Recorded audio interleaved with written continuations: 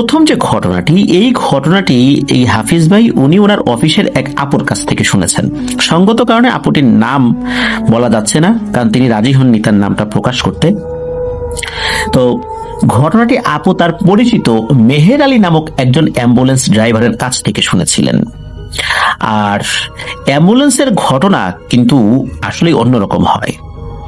হাফিজ ভাই এর আগে কিন্তু অ্যাম্বুলেন্সের ঘটনা পাঠান নাই, অ্যাম্বুলেন্সের ঘটনা উনি এই প্রথম পাঠালেন। আর এই যে মেহের আলী ভাই, এই ঘটনাটি সরাসরি উনি নিজেই দেখেছেন, অধিকাংশটাই আর কি। আর পরবর্তীতে কিছু ঘটনা যেটা অন্য লোকদের কাছ থেকে উনি শুনেছিলেন। এই ঘটনাটি ঘটেছিল একটি 15 বছরের মেয়ের লাশের সাথে। এবার আসি মূল ঘটনায়। সময়টা 1996 সালের দিকে। সেদিন সারাদিন বৃষ্টি হয়েছে এবং সন্ধ্যার সময় বৃষ্টি হচ্ছে। এই বৃষ্টির মধ্যেই মেহের আলী ঢাকা মেডিকেল কলেজ হসপিটালে অ্যাম্বুলেন্স নিয়ে দাঁড়িয়ে আছেন। সারাদিন বৃষ্টির মধ্যে অ্যাম্বুলেন্স নিয়ে দাঁড়িয়ে আছেন, আবহাওয়া খুবই খারাপ। এমন সময় তার কাছে দুজন 25 থেকে 30 বছর মানে এরকম বয়স আর কি, দুটি ছেলে আসে। তারা মেহের আলীকে জানায় যে আজিমপুর থেকে একটা লাশ খুলনা বিভাগের সাতক্ষীরা জেলার তালা উপজেলার খলিলনগর ইউনিয়নে নিয়ে যেতে হবে। তো এই মেহের আলীর বাড়িও তালা উপজেলার জালালপুর ইউনিয়নে। তো পাশাপাশি ইউনিয়নে হয়, বেশ স্বাচ্ছন্দ্য বোধ করেন মেহের আলী যে লাশ নিয়ে যাব, সাথে বাড়ি থেকে একটু ঘুরে আসবো। তো অন্যান্য সময় যে ধরনের টাকা পয়সা উনি হাঁকেন অ্যাম্বুলেন্স ভাড়া, তো উনি তার তুলনায় বেশ কম টাকাই রাজি হয়ে যান। আর মেহের আলী ওই যে দুইজন লোক, এরা দুই ভাই ছিল, দুই ভাইয়ের সাথে লাশ নিয়ে যাওয়ার জন্য রাজি হন। সারাদিন বৃষ্টির কারণে রাস্তায় মানুষজন চলাচল কমই ছিল। তো দুই ভাইকে সাথে নিয়ে আজিমপুর এলাকার বেশ নিরিবিলি একটা জায়গায় একটা বাড়ির কাছে গিয়ে থামেন। এর মধ্যে দুই ভাইয়ের সাথে কথা বলে মেহের আলী বুঝতে পারেন এরা দুজন আপন ভাই এবং যিনি মারা গিয়েছেন সেই মেয়েটি তাদের একমাত্র ছোট বোন। তো ওনাকে সেই জায়গায় নিয়ে যাওয়া হয়েছে। আশেপাশে বাড়িঘর খুবই কম এবং যেই বাড়িতে লাশ রাখা হয়েছে ওই বাড়িটাও বেশ নিরিবিলি। অ্যাম্বুলেন্স ওই বাড়ির সামনে গেলে দুই ভাই নেমে বাড়ির মধ্যে চলে যান। তো মেহের আলী দেখেন যে এই বাড়িতে তেমন কোনো লোকজনই নেই। একটা বাড়িতে কেউ মারা গেলে ওখানে তো বেশ কিছু লোক থাকার কথা, তাই না? কিন্তু মনে হচ্ছে সব মিলিয়ে 4-5 জন হবে। তো মেহের আলী বেশ অবাকই হন। তারপরও ঢাকা শহরে একজন আর একজনের সাথে তো ওইভাবে মিলেমিশে থাকে না গ্রামের মতো, এই জন্য হয়তো বা লোকজন নাই। তো এই সমস্ত চিন্তা করে উনি বিষয়টা তেমন জোরালো ভাবে আর নেন না। এর মধ্যে ওই দুই ভাই অ্যাম্বুলেন্সকে বাড়ির ভেতরে নিয়ে যেতে বলেন। তো মেহের আলী যতটুকু সম্ভব অ্যাম্বুলেন্স বাড়ির ভেতরে নিয়ে যান এবং ওই দুই ভাই এবং দুইজন মহিলা এবং তার সাথে একজন মাঝ বয়সী পুরুষ এসে লাশটি গাড়িতে তুলে দেন। এরপর ওই দুই ভাই গাড়ি চালানোর জন্য মেহের আলী ভাইকে বলেন। তো মেহের আলী ভাই যখন লাশ নিয়ে বাসা থেকে বের হন তখন রাত প্রায় 10টা বেজে গেছে আনুমানিক। তো মেহের আলী গাড়ি চালাচ্ছেন এবং অ্যাম্বুলেন্সের ভেতর দুই ভাই লাশের সাথে বসে আছে। দুই ভাই নির্বিকার হয়ে বসে আছে, কারোর সাথে তেমন কেউ আসলে কথা বলছে না, সবারই মন খারাপ। ঢাকার রাস্তা পার হয়ে যখন সাভার এলাকায় অ্যাম্বুলেন্সটি ঢুকেছে তখন আবার বৃষ্টি শুরু হয়। তখন রাস্তায় গাড়ি ঘোড়া মানুষ নেই বললেই চলে। তো এভাবে গাড়িটা নবীনগর পর্যন্ত যাওয়ার পর শুরু হয় অদ্ভুত সব ঘটনা। অ্যাম্বুলেন্স যখন নবীনগর পার হয়ে মাঠের মধ্যে যেতে থাকে তখন মেহের আলী খেয়াল করে যে রাস্তার এক পাশে বিশাল এক কুকুরের লাইন। পিঁপড়া যেভাবে দলবদ্ধভাবে সিরিয়ালি হেঁটে চলে যায়, এই কুকুরের লাইনটা ঠিক সেভাবেই হেঁটে যাচ্ছে। এই কুকুরগুলোর সাইজ সাধারণ কুকুর থেকে 4-5 গুণ বড় হবে। প্রতিটি কুকুরের গলায় লোহার শেকল দিয়ে বাঁধা রয়েছে বা লোহার শেকলের একটা মালা রয়েছে। আর এই যে শেকলগুলো একটার সাথে আর একটা কানেক্টেড, মানে একটি কুকুরের সাথে আরেকটি কুকুর এই শেকল দিয়ে বাঁধা। তো মেহের আলী অ্যাম্বুলেন্সের আলোতে সামনে এগুলো দেখতে পেয়ে উনি গাড়ির গতি কিছুটা বাড়িয়ে দেন।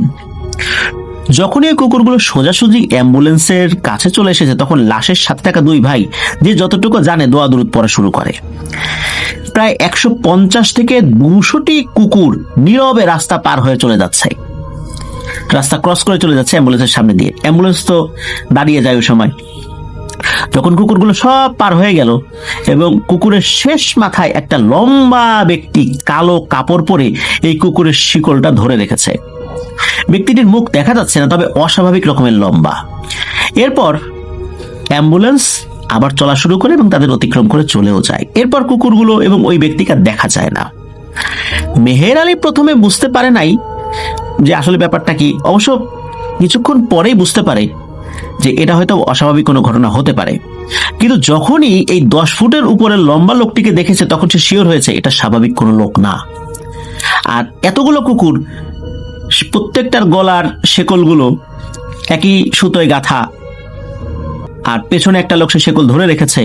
এত বড় সাইজের কুকুর, আর কুকুরগুলো তো এইভাবে সুশৃঙ্খল ভাবে চলার কথা না, একটু এলোমেলো তো হবেই, কিন্তু কুকুরগুলো খুব সুশৃঙ্খল ভাবে চলে গেল।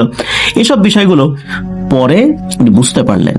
তো যাই হোক, উনিও দোয়া দরুদ পড়া শুরু করলেন এবং গাড়ি আরেকটু জোরে চালানো শুরু করলেন। এর কিছু সময় পর দেখেন যে ওই কুকুরগুলো পুরো রাস্তা জুড়ে দৌড়াচ্ছে এবং মুখ দিয়ে অদ্ভুত রকমের শব্দ করছে এবং মনে হচ্ছে তারা বিশ্রী কোনো ভাষায় কথা বলার চেষ্টা করছে। এই 150 থেকে 200 কুকুর অ্যাম্বুলেন্সের গতির সমান তালে দৌড়ে চলেছে। তাদের চোখ লাল এবং খুবই রাগান্বিত, যেন অ্যাম্বুলেন্স ভেঙে চুরে ফেলে দিবে একদম। লুকিং গ্লাসে কিন্তু মেহের আলী ভালোভাবেই দেখতে পাচ্ছিলেন সেগুলো। তো মেহের আলী অ্যাম্বুলেন্স তো চালান, এমন অস্বাভাবিক ঘটনার সাক্ষী তার পেশাগত জীবনে টুকটাক হয়েছে, কিন্তু এইরকম ভয়ঙ্কর কোনো কিছুর মুখোমুখি এই প্রথম উনি হলেন।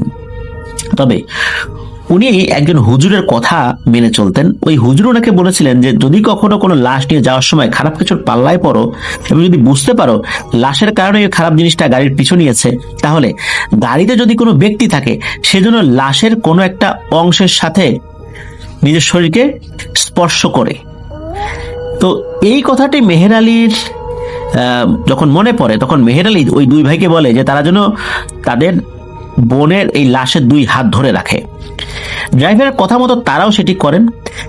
এর মধ্যে কুকুরগুলো 2 পাশে সরে যেতে থাকে এবং সেই 10 ফুট লম্বা মানুষরূপী পিশাচটা গাড়ির পেছনে এসে গাড়িকে আঘাত করার চেষ্টা করতে থাকে, কিন্তু কোনো একটা কারণে গাড়িতে সে আঘাত করতে পারছে না। পেছনে থাকা 2 ভাই কিন্তু এটা দেখতে পাচ্ছে। তারা দোয়া দরুদ পড়ছে জোরে জোরে। এদিকে মেহের আলী যত দ্রুত সম্ভব গাড়ি চালানোর চেষ্টা করছেন, কিন্তু আসলে মনে হচ্ছে গাড়িটা ওইভাবে আগাচ্ছেই না। এতক্ষণ এই যে ঘটনাগুলো ঘটছে এর মধ্যে কিন্তু কোনো গাড়ি সামনে দিয়ে আসেও নাই, আবার পেছন থেকে কোনো গাড়ি অ্যাম্বুলেন্সকে ওভারটেকও করেনি। যাই হোক, এমন সময় সামনের দিক থেকে একটা আলো দেখতে পায় মেহের আলী। তো মেহের আলী বুঝতে পারে এটা সম্ভবত ট্রাকের আলো। উনি এই আলো দেখার পর পেছনে খেয়াল করেন, দেখেন যে না, পেছনে কিছু নাই। তখন মেহের আলী এবং ওই 2 ভাই একটু স্বস্তি পান। মেহের আলী ওই 2 ভাইকে বলেন যে লাশের গাড়িতে এমন কিছু ঘটনা ঘটতেই পারে। একটা পর্যায়ে ট্রাকটা অ্যাম্বুলেন্সকে পার করে চলে যায়। এর কিছু পরে যখনই অ্যাম্বুলেন্স আবার মাঠের মধ্যে এসেছে, মানে রাস্তার 2 পাশে মাঠ, তখন তারা দেখেন শত শত কাক গাড়ির চারপাশে ঘোরাঘুরি করছে।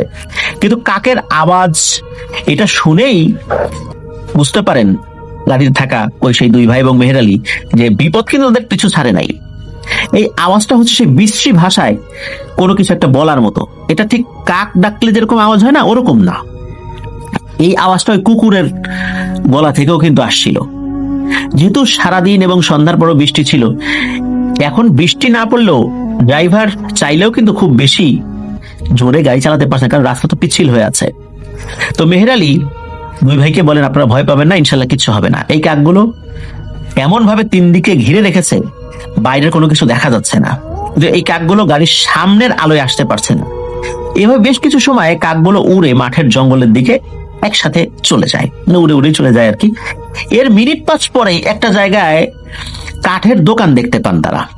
এটা যে বাজারের মধ্যে নয়, এটা গ্রাম থেকে একটা পুকুরের পাশে কাঠ দিয়ে তৈরি একটা দোকান। এটা বাজারের আশেপাশে কোনো দোকান না। তো এই অ্যাম্বুলেন্স গিয়ে দোকানের সামনে গিয়ে দাঁড় করানো হয় বা দাঁড়ায়। তো মেহের আলী এবং ওই 2 ভাই নেমে আসেন। মেহের আলী দোকানে গিয়ে সিগারেট কেনেন এবং বিস্কুট এবং চা খান। তো ওই 2 ভাই গাড়ি থেকে নেমে ওই দোকানে বসেন। তো মেহের আলী কিছু খাওয়ার অনুরোধ করলেও ওই 2 ভাই কিছুই খায় না। মেহের আলী ওই দোকানদারকে জিজ্ঞেস করেন যে আপনার দোকান এত রাতে খোলা রাখার কারণ কি? তখন দোকানদার বলেন যে তার মূল কাজ হচ্ছে এই পুকুরটা পাহারা দেয়া। পাশে একটা পুকুর ছিল, আর পাশাপাশি কিছু আয়ের জন্য রাতে দোকান চালায়। রাতে অনেক ট্রাকের ড্রাইভাররা এখানে ট্রাক থামায়, তারপরে অনেক গাড়ি এখানে দাঁড়ায়, চাটা খায়, কিছু সময় জন্য বিশ্রাম নেয়। ভালোই কেনা বেচা হয় আর কি। বেচা কেনা হয়। আর শুধু যে চা বিক্রি করেন তা না, গরম দুধও বিক্রি করেন। কারণ হচ্ছে ওই সময় যারা গাড়ি নিয়ে যান, ওই সময় এনার্জি লেভেলটা কমে যায়, ঘুম আসে, অনেকে চা খায় না, তখন ওই গরম দুধটা খায়। এই জন্য গরম দুধটা উনি বিক্রি করেন। তো মেহের গরম দুধও ওই সময় খেয়েছিলেন। তো আবহাওয়া তো ওই রাত্রে খারাপ ছিল, এই জন্য গাড়ি ঘোড়ার পরিমাণ রাস্তায় কম। তো দোকানদার এটাও বলছিলেন আর কি। দোকানদারের সাথে মেহের আলী আলাপ করছে। এর মধ্যে দুই ভাইয়ের এক ভাই অ্যাম্বুলেন্সের কাছে যায় এবং গিয়ে চিৎকার করে ওঠে। তার চিৎকার শুনে অন্য ভাই মেহের আলী এবং দোকানদার এক দৌড়ে অ্যাম্বুলেন্সের কাছে যায়। তারা ওখানে কি আশ্চর্য হয়ে যায়, অ্যাম্বুলেন্সে লাশ নাই। দুই ভাই পাগলের মতো লাশ আশেপাশে খুঁজতে থাকে, সাথে অ্যাম্বুলেন্সের চালকও খুঁজতে থাকে। এক পর্যায়ে এই দুই ভাইয়ের মধ্যে যে ছোট, ও পুকুরের কাছে গিয়ে চিৎকার করে ওঠে, পুকুরে লাফ মারে সে। এটা দেখে ড্রাইভার সহ অন্য সবাইও, ওই দোকানদারও পুকুরের কাছে যায়, গিয়ে দেখে লাশ পুকুরের মাঝখানে পানি থেকে একটু উপরে রয়েছে, মাঝখানে দেখা যাচ্ছে, কিন্তু লাশ পানিতে কিন্তু স্পর্শ করছে না, মানে পানি থেকে একটু উপরে। আর ওই ভাই পানিতে লাফ দিয়ে লাশের কাছে যাওয়ার চেষ্টা করছে। এটা দেখে বড় ভাইটাও পুকুরে লাফ দেয়। দুই ভাই যখনই লাশের কাছাকাছি যাবে, সেই মুহূর্তে লাশ পুকুরের আর এক পাশে সাঁ করে চলে যায়। আবার দুই ভাই সেখানে যায়, ঠিক আগের মতো লাশ একাই পুকুরের আর এক পাশে আবার চলে যায়। এই দৃশ্য দেখে ওই দোকানদার ড্রাইভারকে জিজ্ঞেস করেন এর কারণ কি। তখন ড্রাইভার লাশ নিয়ে আসার পথে যা যা ঘটেছে সব ঘটনা দোকানদারকে খুলে বলেন। এটা শুনে দোকানদার দুই ভাইকে তাড়াতাড়ি উঠে আসতে বলেন, যে ভাই তোমরা তাড়াতাড়ি উঠে আসো, লাশের পিছনে সময় দিও না, বিপদে পড়ে যাবা। কিন্তু দুই ভাই তো বোনের লাশ এভাবে রেখে উঠে আসতে চায় না। দোকানদার তাকে আশ্বস্ত করেন যে এই লাশে কিচ্ছু হবে না, কিন্তু এখন যদি আপনারা উঠে না আসেন আপনাদের ক্ষতি হবে। অনেক কিছু বোঝানোর পর দুই ভাই পুকুর থেকে উঠে আসে। এদিকে ওই দোকানদার কিছু শুকনো কাঠ এবং বাঁশ দিয়ে পুকুরের চারপাশে আগুন ধরিয়ে দেন। দুই ভাই উঠে আসার পর দোকানদার বলেন, আপনারা এখন ধৈর্য ধরে অপেক্ষা করেন, এখান দিয়ে মাঝরাতে একজন আলেম যান, তাহাজ্জুদের নামাজ পড়েন, পাশাপাশি মসজিদের ইমামতি করেন। উনি খুব ভালো মানুষ, উনি এই বিষয়গুলোর খুব ভালো সমাধান করতে পারেন, উনি আসা পর্যন্ত আপনারা অপেক্ষা করতে হবে। তো দোকানদার এবং মেহের আলী দুই ভাইকে অনেক বুঝিয়ে অপেক্ষা করতে বলেন। আর এদিকে কি ওই লাশ কিন্তু পুকুরের এপাশ ওপাশ একা একাই ঘুরে বেড়াচ্ছে, মানে লাশটা যে হেঁটে যাচ্ছে তা না, কিন্তু পানির থেকে মনে হচ্ছে আধ হাত উঁচুতে ভেসে বেড়াচ্ছে আর কি, একবার এই পাশে যায় ওপাশে যায়, মানে মনে হচ্ছে বাতাসে এদিক ওদিক ঘুরে বেড়াচ্ছে। এদিকে ওই দোকানদার পুকুরের আশেপাশে যত কাঠের চলা শুকনো বাঁশ ছিল একের পর এক আগুন ধরিয়েই যাচ্ছে। রাত 2টার দিকে হুজুর একটা বাইসাইকেল নিয়ে দোকানের দিকে আসেন, তখন দোকানদার তাকে থামতে বলেন। সবাই মিলে রাতে ঘটে যাওয়া ঘটনাটি হুজুরকে বলেন এবং দুই ভাই খুব কান্না করতে থাকেন। তিনি তার বোনের লাশটি পুকুর থেকে তুলে আনার জন্য খুব অনুরোধ করেন, মানে বড় ভাই অনুরোধ করেন, ছোট ভাই বলছিলেন আর কি।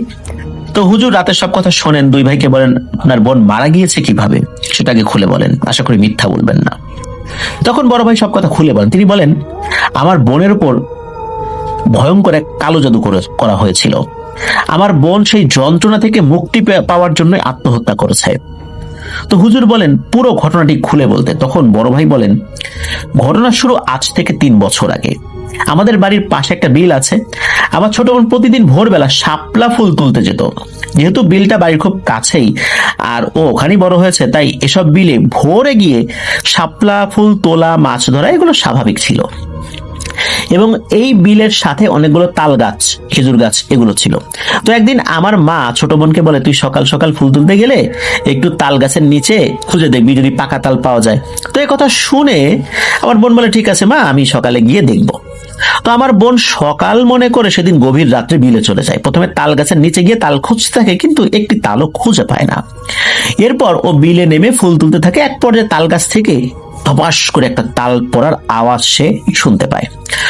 ও বিল থেকে উঠে ফুলগুলো বিলের ধারে রেখে তাল গাছের নিচে যায়, গিয়ে দেখে যে নিচে অসংখ্য তাল পড়ে রয়েছে, অথচ কিছুক্ষণ আগেও কিন্তু সে দেখেছে গাছের নিচে একটা তালও ছিল না। ও তালগুলো একটা একটা করে গুছিয়ে এক জায়গায় জড়ো করছে। হঠাৎ ও খেয়াল করে কালো পোশাক পরা একটা লম্বা মানুষ, সেও তাল গুছিয়ে তার মতো করে এক জায়গায় রাখছে। ওই লম্বা লোকটিকে দেখে আমার বোন বলে, আপনি কে? তখন ওপাশ থেকে ওই জিনিসটা বলে ওঠে, আমি তোমার জন্য তাল গুছিয়ে রাখছি, এখন থেকে তুমি প্রতিদিন এসে তাল নিয়ে যাবা। এই কথা শুনে আমার বোন বলে, আপনার মুখটা দেখি আপনাকে তো চিনি না, তো আমি দেখি তো চিনি কিনা। এই কথা বলার পর ওই জিনিসটা কোনো উত্তর না দিয়ে মানুষের মতো করে তাল গাছ বেয়ে ওঠা শুরু করে। এটা দেখে আমার বোন সোজা বাড়িতে চলে আসে এবং বাড়িতে এসে আমাদেরকে বলে যে কি ঘটনা ঘটেছে। তখন আমরা আমার বোনকে বকা দেই এবং গভীর রাত্রে সে কেন গিয়েছে। তখন আমার বোন বলে যে সে মনে করেছিল সকাল হয়ে গেছে।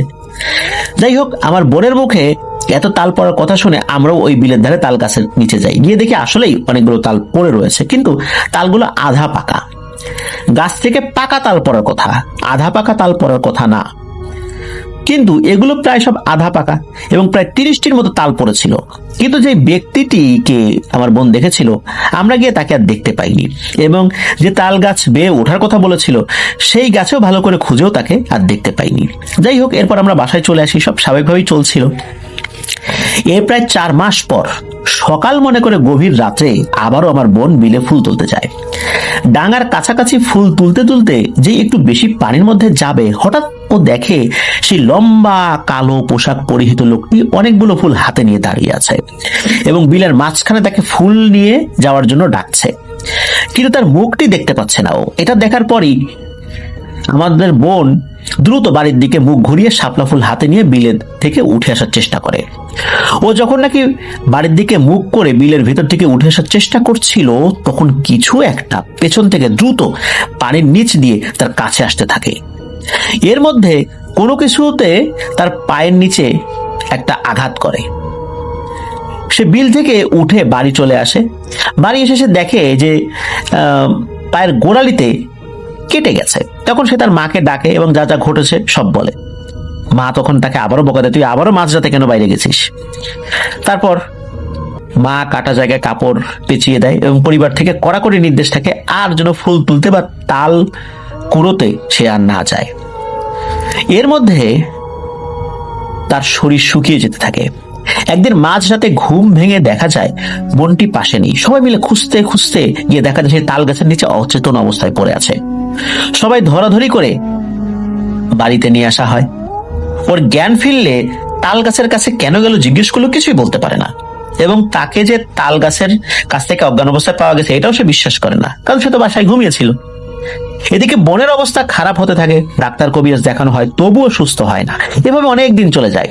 একদিন গভীর রাতে ছোট ভাই ঘুম ভেঙে দেখে যে তার ছোট বোন বাড়ির উঠোন দিয়ে একা একাই হাঁটতে হাঁটতে বিলের দিকে যাচ্ছে। এটা দেখে তো ছোট ভাই ডাকাডাকি শুরু করে। এরপর আমরা সবাই মিলে বাইরে গিয়ে দেখি বিলের ধার দিয়ে বোন সেই তাল গাছের দিকে যাচ্ছে। আমরা পেছন থেকে তাকে যতই ডাকাডাকি করি সে শুনতে পায় না। যখনই আমরা দ্রুত তার কাছে গিয়ে তাকে ধরেছি, তখনও অজ্ঞান হয়ে পড়ে যায়। এবং সাথে সাথে আর একটা জিনিস লক্ষ্য করি, বড় আকৃতির একটা কালো কুকুর বিলের উপর দিয়ে হেঁটে হেঁটে জঙ্গলের দিকে চলে গেল। এদিকে আমাদের ডাকাডাকিতে মা বাবা চলে এসেছে। সবাই মিলে ছোট বোনকে বাড়িতে নিয়ে যাই। আমরা সবাই বুঝতে পারি যে তার উপরে খারাপ কিছু নজর পড়েছে। আমরা পরদিন দুপুরে একজন ভালো কবিরাজের কাছে নিয়ে যাই। উনি সব শুনেন, ঝাড়ফুঁক করেন, তেল পরা দেন, পানি পরা দেন এবং 1 সপ্তাহ পর যেতে বলেন। আমরা 1 সপ্তাহ পর গেলে তিনি আমাদেরকে বলেন এক ধরনের তান্ত্রিক পিশাচের খপ্পরে পড়েছে এই মেয়েটি। এই তান্ত্রিক পিশাচের অসংখ্য খারাপ জিন শিষ্য রয়েছে। এই পিশাচটি এই মেয়েটার রক্ত নিয়ে কালো জাদু করেছে। বিলের মধ্যে যখন ওর পা কেটে যায়, মূলত ওই পিশাচটি জলের নিচ দিয়ে এসে ওর পায়ের কাছে তার ধারালো নখ দিয়ে কেটে কয়েক ফোঁটা রক্ত নিয়ে নেয়। তার দ্বারা এই মেয়েটাকে কালো জাদু করা হয়েছে।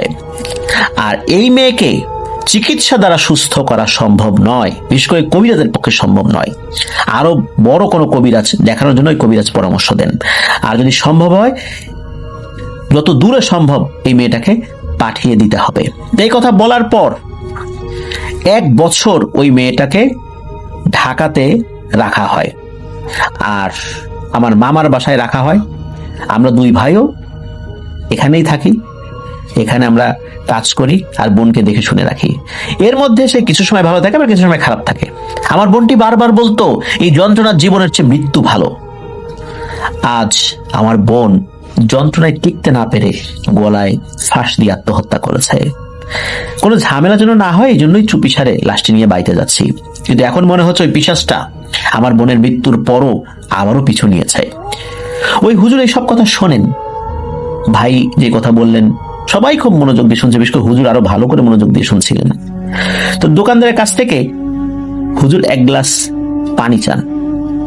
তো দোকানদার যখন 1 গ্লাস পানি তার হাতে দেন, সেই পানি হাতে নিয়ে কিছুক্ষণ দোয়া পড়ে ওই পানিটা পুকুরে ফেলে দেন এবং উনি একা পুকুরের পাশে দাঁড়িয়ে একা একা কারোর সাথে কথা বলতে থাকেন।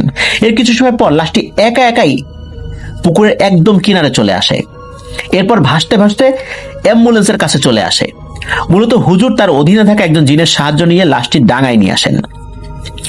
তো দুই ভাইকে লাশটি অ্যাম্বুলেন্সের ভেতর রাখতে বলেন এবং হুজুর দুই ভাইয়ের উদ্দেশ্য করে বলেন, আপনার বোনের উপর খুবই দুষ্টু প্রকৃতির পিশাচ কালো জাদু করেছে। সত্যি সত্যি এই পিশাচের অধীনে অসংখ্য জিন নিয়োজিত রয়েছে। এই লাশ দাফন হওয়ার পরও প্রথম রাত্রের মধ্যে কবর থেকে লাশ নিয়ে যেতে পারে এমন পদ্ধতি ওরা করে রেখেছিল। এই লাশ মাটি দেওয়ার পর আপনাদের স্থানীয় হুজুর এবং আপনারা এই কবর পাহারা দেবেন। প্রথম রাত পার হয়ে গেলে এই লাশের ইনশাল্লাহ কিছু করতে পারবেন না, তবে প্রথম রাতেই সমস্যা হতে পারে। আর ফজরের আজানের আগে এই লাশটি এখান থেকে নিয়ে যাবেন না, এরকমই থাক, আজান দিক তারপর নিয়ে যাবেন।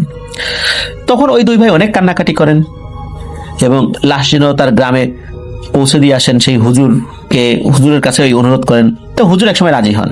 তিনি অ্যাম্বুলেন্সের সাথে ড্রাইভারের পাশেই বসেন। তো উনি যেই মসজিদের ইমাম, প্রথমে ওই ফজরের নামাজটা পড়ানোর পর উনি রওনা দিয়েছিলেন আর কি।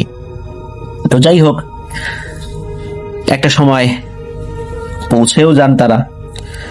হুজুর দাফন কাফনের সাথে সার্বক্ষণিক ছিলেন। আর কবর পাহারা দেওয়ার জন্য এই প্রথম রাতে উনি বেশ কিছু ঝাড়ফুঁক করে দেন, যে প্রথম রাতে যারা কবর পাহারা দিবা তাদেরকে সিলেক্ট করেন, তাদেরকে ঝাড়ফুঁক করে দেন, বলে দেন তোমাদের ইনশাল্লাহ কোনো ক্ষতি হবে না, আমার কিছু ভালো জিন তোমাদের সাথে থাকবে।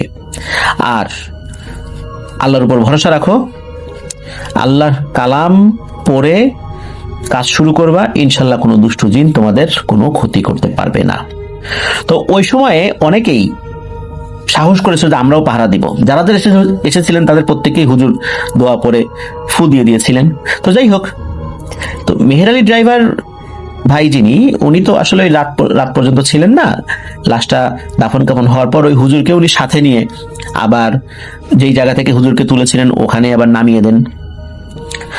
তো এর কয়েকদিন পর আবার উনি ওই গ্রামে গিয়েছিলেন মেহের আলী ভাই, কারণ তার যে ইউনিয়ন, ওই ইউনিয়নের পাশের ইউনিয়নই হচ্ছে এই যেই লাশের যেখানে দাফন করা হয়েছে সেই জায়গা, সেই দুই ভাইয়ের বাড়ি। তো উনি পরবর্তীতে যখন আবার যান, দুই ভাইয়ের সাথে দেখা করেন, রাত্রে কোনো কিছু ঘটেছিল কিনা এটা জিজ্ঞেস করে দুই ভাই বলেন, ওই রাত্রে গ্রামের আমরা দুই ভাই সহ আরো বেশ কয়েকজন, প্রায় 15 জন কবর পাহারা দেওয়ার জন্য ছিলাম। তো বিকাল থেকে বৃষ্টি ছিল, রাত যখন 11টা বেজে যায় তখন ঝড় বৃষ্টি বজ্রপাত হতে থাকে। এই সময় গ্রামের মানুষ ভয় পেয়ে যায়, অনেকেই চলে যায়, কিন্তু আমরা দুই ভাই বোনের কবরকে এভাবে বিপদে রেখে তো আসতে পারিনি। সারা রাত কবরের পাশে দোয়া দরুদ পড়েছি। গভীর রাত্রে কবরস্থানের পাশে সেই লম্বা কুকুরগুলোকে দেখতে পাই, শত শত লম্বা কুকুর, যেগুলোর গলায় শেকল বাঁধা ছিল, আর শেকলের একদম পেছনে ছিল সেই লম্বা অবয়বটি। আমরা অনুভব করি যে এরা চলে এসেছে, এটা তো দেখেছি, কিন্তু অনুভব করি যে আশেপাশে আরো কিছু ভালো জিনের অস্তিত্ব এসেছে, বা অনুভব করতে পারছি ভালো জিনের অস্তিত্ব। আর এই জিনগুলো ওই জিনগুলোকে কোনোভাবে দূরে তাড়িয়ে দেওয়ার চেষ্টা করছে। আর ওই পিশাচগুলো রাগে অনেক দূরের বড় বড় গাছের ডাল ভেঙে ফেলছিল, কিন্তু কোন একটা অদৃশ্য কারণে আমার বোনের কবরের ধারের কাছে আসতে পারছিল না। একটা সময় ফজরের আজান দেয় এবং পরিস্থিতি সব স্বাভাবিক হয়ে যায়। এরপর আর খারাপ কিছু ঘটে নাই আল্লাহর রহমতে। তো এটি ছিল ঘটনা।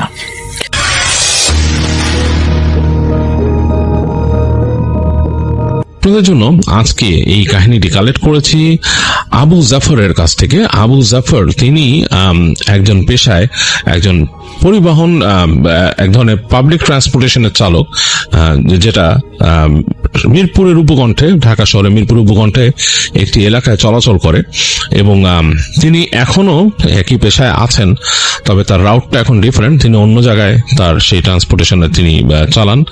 তো এই ঘটনা হচ্ছে অনেক আগের, মানে 2010 সালের দিকের একটা ঘটনা। আর সেই সময় তিনি মোটামুটি ওই অঞ্চলে তার এই ট্রান্সপোর্টেশন চালাতেন। তো যাই হোক, আমি চলে যাচ্ছি আবু জাফরের ঘটনায়। তিনি আমাকে অবশ্যই রিকোয়েস্ট করেছেন যেন আমি আমার মতো করে গুছিয়ে আপনাদের কাছে ঘটনাটা প্রেজেন্ট করি। তো আবু জাফর 2010 সালের দিকে তখন তিনি এই ট্রান্সপোর্টেশন মানে টেম্পো এটাকে তিনি চালাতেন মিরপুরের উপকণ্ঠে একটা জায়গায় ঢাকার, এবং সেখানে তিনি সারাদিনই তার কাজ পড়তো। তিনি সকালের পরে চলে যেতেন সেখানে এবং সেখান থেকে রাতে ব্যাক করতেন, গভীর রাতে। এবং তার কাজ শেষ হওয়ার পর তার একটা 50cc মোটরসাইকেল ছিল। সে সময়কার হন্ডা 50cc একটা স্কুটি টাইপের একটা মোটরসাইকেল পাওয়া যেত সে সময়, এখনো হয়তো খুঁজলে পাওয়া যায়। যাই হোক, সেই মোটরসাইকেলটা নিয়ে তিনি চলে আসতেন। তিনি থাকতেন তাদের গ্রামের একজন অবস্থাশালী পরিবার ছিল তার, তিনি মানে ঢাকায় সেটেল করা, এবং তার বাড়ির তিনি রক্ষণাবেক্ষণের দায়িত্বটা পালন করতেন। রাতে বিশেষ করে যখন আসতেন তাদের বাড়ির গ্যারাজে তার থাকার জন্য আলাদা জায়গা ছিল। তো ওইটাই তার বাসা। আর তিনি তখনও বিয়ে শাদী করেননি, ইয়াং তিনি। তো মোটামুটি এভাবে ভালোই কেটে যাচ্ছিল আবু জাফরের সময়। তিনি দিনের বেলা যে ওখানে সেই তার টেম্পো চালাতেন, সারাদিন সেখানে ব্যস্ত সময় কাটাতেন, রাতে ব্যাক করতেন। আর অনেক সময় তিনি পারলে হোটেলে খেয়ে নিতেন, আবার কিছু কিছু সময় তিনি বাজার করে নিয়ে আসতেন এবং বাসায় রান্না করতেন। মানে তার এই গ্যারাজে যেখানে তিনি থাকতেন সেখানে একটা স্টোভ ছিল, সেখানে তিনি রান্না করতেন। তো একদিনকার ঘটনা, তখন এইরকম মাঘ মাস, প্রচন্ড ঠান্ডা পড়েছে এবং ঠান্ডায় একেবারে হাড় জমে যাচ্ছে এরকম একটা অবস্থা। মানে পুরো ঢাকা শহরে তখন প্রচন্ড ঠান্ডা, এবং সেই ঠান্ডায় মানে একেবারে নড়াচড়া করা যায় না এরকম একটা অবস্থা। তা আবু জাফর সারাদিন তার কাজে ছিল, তিনি ট্রিপ করতেন তার সেই টেম্পো নিয়ে, তাকে চলে যেত অনেক দূরে, সেখানে যে যাত্রী নামিয়ে আবার চলে আসতেন, সেরকম বারবার ট্রিপ করতে হতো। তো সেই রাস্তাটা তার মুখস্থ ছিল, তিনি ওখান থেকে চালিয়ে যেতেন। বাট এই রাস্তার একটা ব্যাপার ছিল যে রাস্তাটা ছিল অনেকটাই মানে ধুধু প্রান্তরের মধ্যে দিয়ে আসতে হতো, আবার তারপরে এসে একেবারে বাজারের মধ্যে দিয়ে যেতে হতো, যে জায়গাটা কাইন্ড অফ লাইক বেশ খানিকটা মানে রাস্তার পাশটা বেশ নোংরাই ছিল, সেখানে ডোবা ছিল ইত্যাদি ইত্যাদি এরকম জায়গা। যাই হোক, এই জায়গা দিয়ে তিনি সারাদিন চলাফেরা করতেন। তো একদিন রাতের বেলা তিনি কাজ শেষ করেছেন এবং শীতের রাত এবং রাত গভীর হয়ে গেছে। তিনি যখন তার এই টেম্পোটা তিনি যেখানে রাখলেন তখন প্রায় রাত 11:30 বাজে। 11:30 মানে ও তখনকার সময়, এবং ওই অঞ্চলটাতে যেখানে তিনি টেম্পোটা যেখানে তিনি চালাতেন আর কি, সেই জায়গাটাতে এই রাত 11:30 মানে বেশ রাত, মানে একেবারে পুরা ওই জায়গাটা মানে নিশুতি, মানুষজন একদম নাই বললেই চলে এরকম একটা অবস্থা। তো তিনি তার টেম্পো সেই গ্যারাজে রেখে বেরুলেন। তো বেরিয়ে আসলেন তার সেই 50cc মোটরসাইকেল নিয়ে, এবং তিনি সেটাকে স্টার্ট দিলেন। স্টার্ট দিয়ে চলে আসছেন। কিছু দূর আসার পর তিনি দেখলেন যে সেখানে বাজার, যে সেই বাজারটা বন্ধ হয়ে যাচ্ছে। তার কিছু বাজার করার প্রয়োজন ছিল, কারণ তিনি জানেন বাসায় কিছু নাই, তিনি যে রান্না করে খাবেন সেরকম কিছু নাই তখন। তো তিনি বাজারে পাশ দিয়ে আসছেন, বাজার বন্ধ হয়ে গেছে, একেবারেই মানে বন্ধ। মাছের দোকান ছিল অনেকগুলা, দেখতেছেন তিনি যে সেগুলাতে একদম বন্ধ। তো সেখানে দেখলেন যে ওই একজন মাছের ব্যবসায়ী, তিনি মাছগুলাকে গোছায় রাখতেছেন। তো আবু জাফর সাহেব তার সেই মোটরসাইকেল থামিয়ে তিনি বললেন যে কিছু আছে মাছ? তো বললো যে না, ওরকম কিছু নাই, কিছু কই মাছ আছে, নিতে পারো এখান থেকে, এখন আর কিছু নাই। তো তিনি তাড়াতাড়ি ওই তার মোটরসাইকেল রেখে চলে গেলেন সে মাছওয়ালার কাছ থেকে, যে কথা বলে মোটামুটি মানে কোনো আন্দাজের উপরেই উনি মাছগুলো নিলেন। লোকটা কই মাছগুলো তাকে একটা ব্যাগে ভরে দিয়ে দিল। তো তিনি তার সাথে ডিল করে মানে টাকা পয়সা কিসে দিয়ে নিয়ে আসলেন।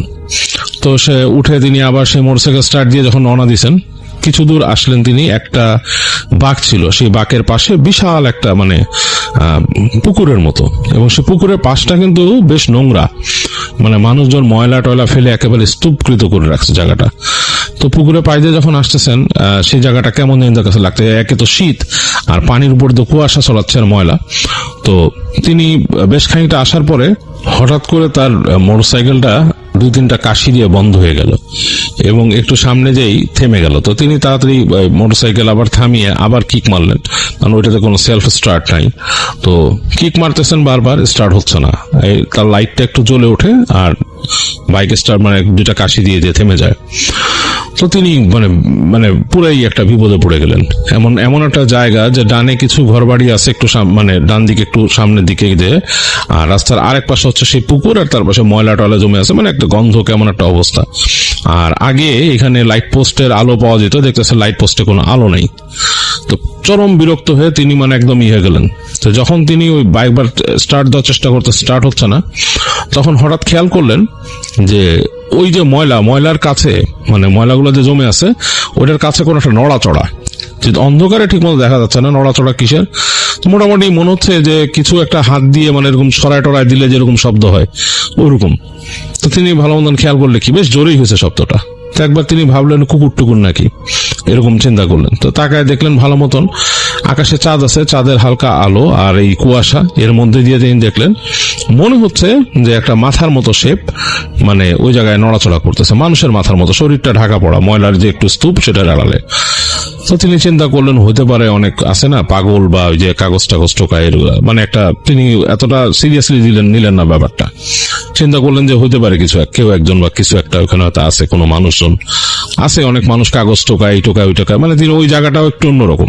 এটা চিন্তা করে তিনি একটা আমল নিলেন না, বারবার স্টার্ট করার চেষ্টা করলেন বাইক, দেখলো যে হচ্ছে না। 2-3 বার করছেন, তার বাইক কিন্তু স্টার্ট হচ্ছে না।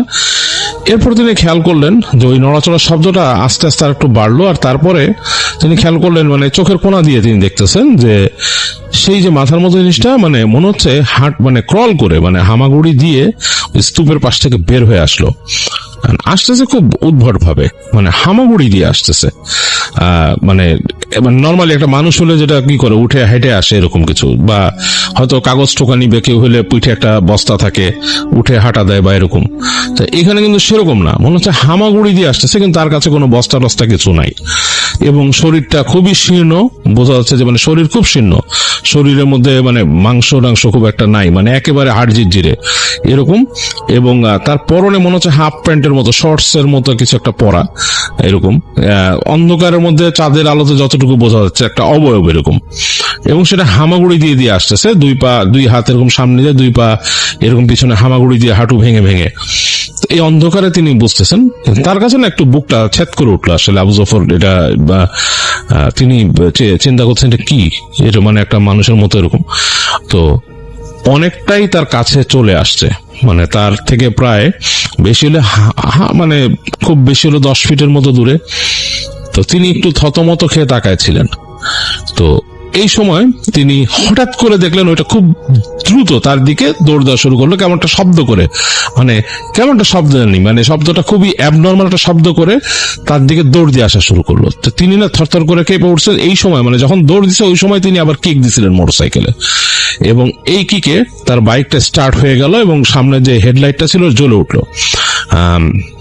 1 সেকেন্ডের জন্য মনে হয় তার আলোটা যে পড়লো এমন একটা জায়গায়, মনে হয় খুব দ্রুত সরে গেছে তার লাইটের সামনে থেকে একটা মানুষের মতোই চেহারা, এবং খুব শুকনা, মানে মুখ টুক একদম শুকায় টুকায় গেছে এরকম, চোখগুলো ড্যাব ড্যাবে টাইপের, এবং চোখের ভুরু দেখা যাচ্ছে না, আইব্রাউজ নাই, কেমন জানি, মানে মাথাটা কেমন, চুলগুলো কেমন জানি একটা পাটের মতো এরকম, মানে মানে অ্যাবনর্মাল পুরো। এবং গায়ের কালারটা অনেকটা মনে হচ্ছে যে ইঁদুরের বাচ্চার মতো গায়ের কালার, অনেকটা কাইন্ড অফ লাইক দ্যাট এরকম।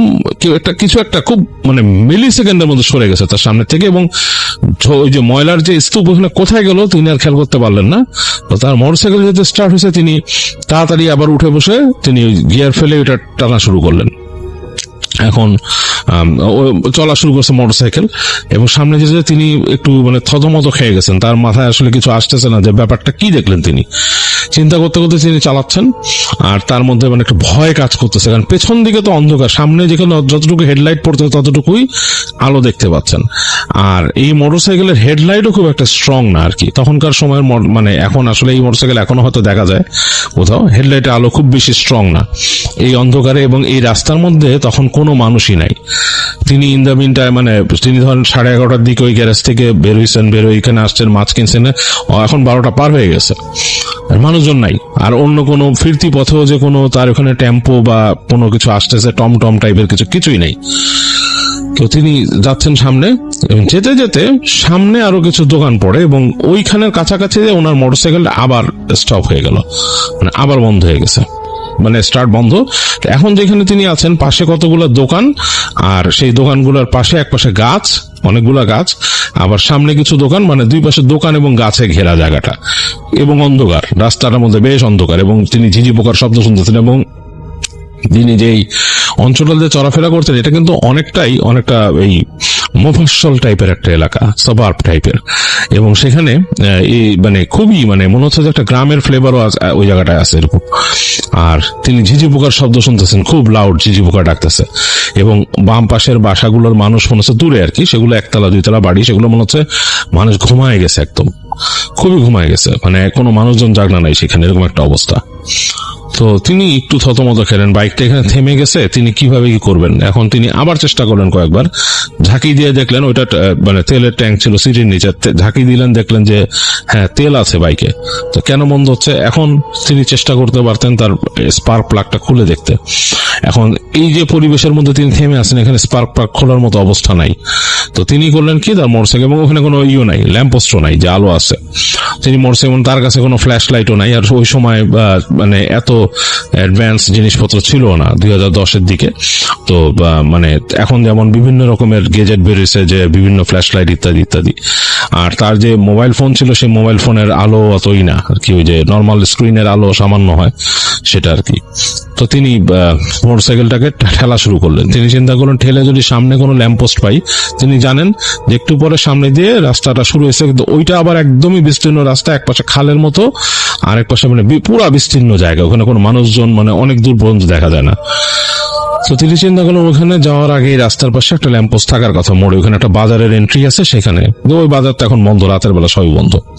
চিন্তা করলেন যে ওইখানে থেমে যদি মানে দেখি স্পার্ক প্লাগটা খোলা যায় কিনা। আবার অনেক সময় দেখা যায় দুই একটা ওই বেবি ট্যাক্সি আলা বা কেউ থেমে আছে, এরকম দেখা যায় রাতের বেলা। তখনকার সময় মানে সিএনজি মানে নতুন আসছে আর কি তখন। তো চিন্তা করলো যে সিএনজি আলা বা কেউ যদি থাকে তাহলে একটা কাহিনী। তো তিনি ওইটাকে টেনে টেনে টেনে টেনে বাইক নিয়ে হাঁটা শুরু করলেন। তো খুবই একটা ক্লান্তিকর ব্যাপার, সারাদিন কাজ করছেন, তার মানে খুব ক্লান্ত লাগতেছে ঠেলে ঠেলে আনতে আনতে। তো এক পর্যায়ে তিনি পৌঁছাইলেন ওই মোড়ে পৌঁছানোর পর দেখলেন যে হ্যাঁ ল্যাম্পপোস্ট একটা আছে, কিন্তু উনি এতটাই আসলে ওনার জন্য ওই দিন আনফরচুনেটলি ওইখানে কোনো সিএনজি ড্রাইভার বা কেউই নাই, পুরো জায়গাটা কাকা করতেছে, দোকানগুলোর শাটার বন্ধ, এবং একটা দোকানের সামনে একটা লাইট জ্বলতেছে, সেই লাইটটা হয়তো রাতে জ্বালায় রাখছে লোকটা। তো তিনি ওই একটা জায়গায় এমন জায়গায় রাখলেন যে ল্যাম্পপোস্টের কিছুটা আলো আর দোকানের কিছুটা আলো তিনি যাতে পান। তো ওখানে দাঁড়ায় তিনি বসে তার মোটরসাইকেলের ওই প্লাগ বের করলেন, প্লাগ বের করে মানে তার একটা টুল বক্স ছিল, ওইটা দিয়ে খুললেন, খুলে প্লাগ বের করলেন, ঘষে তারপর ট্রাই করলেন অনেকবার, তার মোটরসাইকেল স্টার্ট হচ্ছে না, কিছু একটা সমস্যা হয়েছে বাইকে। তখন তিনি চিন্তা করলেন আমি কেমনি কি করি।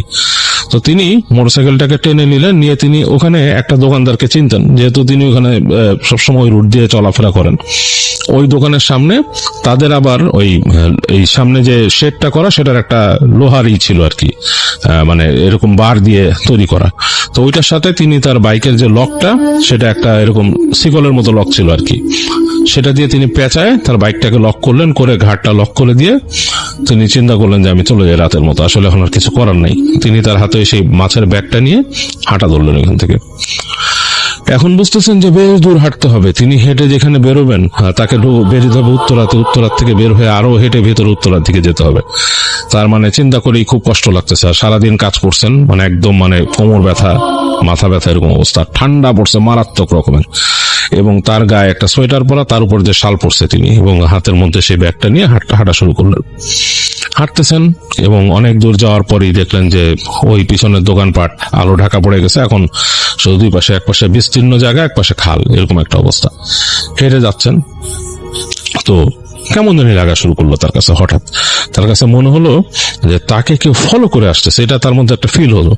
এখন চিন্তা করতেছে যে রাতের বেলা এরকম আমার কাছে মনে হইতেই পারে, এই রাস্তা দিয়ে দিনে কত চলাফেরা করি, কি আর আসে। তো কিন্তু তার মধ্যে কিন্তু একটা ফিল, মানে সে এই রাস্তাটাকে খুব ভালো চেনে, যে দিনে তিনি অনেক চলাফেরা করেন এখানে, এমনকি সন্ধ্যার সময় চলাফেরা করেন। তো এখন তার কাছে কেন জানি ফিল হচ্ছে যে কেউ একজন তাকে ফলো করে আসছে। বিশেষ করে তিনি যখন একেবারে ফাঁকা জায়গাটায় চলে আসছেন, খালের উপর দিয়ে আসতেছেন, তখন তার ফিল হচ্ছে তার পিছে কেউ একজন আসতেছে। তো এই ফিল থেকে যে তিনি পিছন ফিরে তাকাবেন সেই সাহসটাও পাচ্ছেন না। তার কাছে কেন জানি মনে হচ্ছিল যে পিছনে ফিরে তাকাইলেই তিনি কাউকে দেখবেন, হ্যাঁ, মানে এই ভয়টা তার লাগতেছে, এবং এই কারণে তিনি পিছন ফিরেও তাকাচ্ছেন না। চিন্তা করেন আমি সামনে এগিয়ে যাই, কি আছে আর সামনে। তো তিনি যাচ্ছেন, তো হঠাৎ করে তার মন হলো দেখি পিছনে, মানে মানুষের মন যেটা, ফট করে তিনি তাকাইলেন পিছনে। তো তাকায় তিনি দেখতেছেন তার থেকে বেশি হলে ফুট 10 দূরে মানে কুয়াশা একদম জমাট বেঁধে গেছে, কুয়াশা মধ্যে ওই পারের দৃশ্য আর কিছু দেখা যাচ্ছে না। তিনি যেই বিস্তীর্ণ জায়গাটা দিয়ে আসতেছিলেন তার ওই পাশে কিছু লাইট আছে, মানে যে কোনো কারণে ওখানে অনেকগুলো লাইট ছিল, সেই লাইটগুলো মানে অনেক দূরে দূরে দূরে দূরে লাগানো। তো সেই লাইটের হালকা আলো, মানে এমন না যে খুব মানে ব্রাইট আলো, হালকা আলো, সেই লাইটের হালকা আলো কুয়াশার মধ্যে আসতেছে, বাট দেখার জন্য এটা কিছুই না। যতটুকু দেখা যায় ওই যে আকাশের চাঁদের আলো পড়ছে ওইটাতেই। তো এই চাঁদের আলো আর ওই হালকা কুয়াশা লাইটের মধ্যে দেখতেছেন কুয়াশায় ছেয়ে আছে পিছনে। হঠাৎ করে তিনি খেয়াল করলেন সেটার মধ্যে থেকে দুইটা চোখ জ্বলে উঠল এবং তিনি একটা গড়গড় শব্দ শুনলেন। তার প্রচন্ড ভয় লাগলো যে কুকুরের শব্দ, কুকুরের মানে রাগী একটা ফেরোসাস শব্দ যেরকম সেরকম কুকুরটা গড়গড় করতেছে। তো তিনি বেশ ভয় পাইছেন। তিনি চিন্তা করলেন, আরে মানে এরকম রাতের বেলা এখানে কুকুর ধরলে তো সমস্যা, কামড় টামড় দিলে তো মানে জান শেষ। আর যেরকম ভাবে গড়গড় করছে এটা তার কাছে বেশ ভয় লাগছে।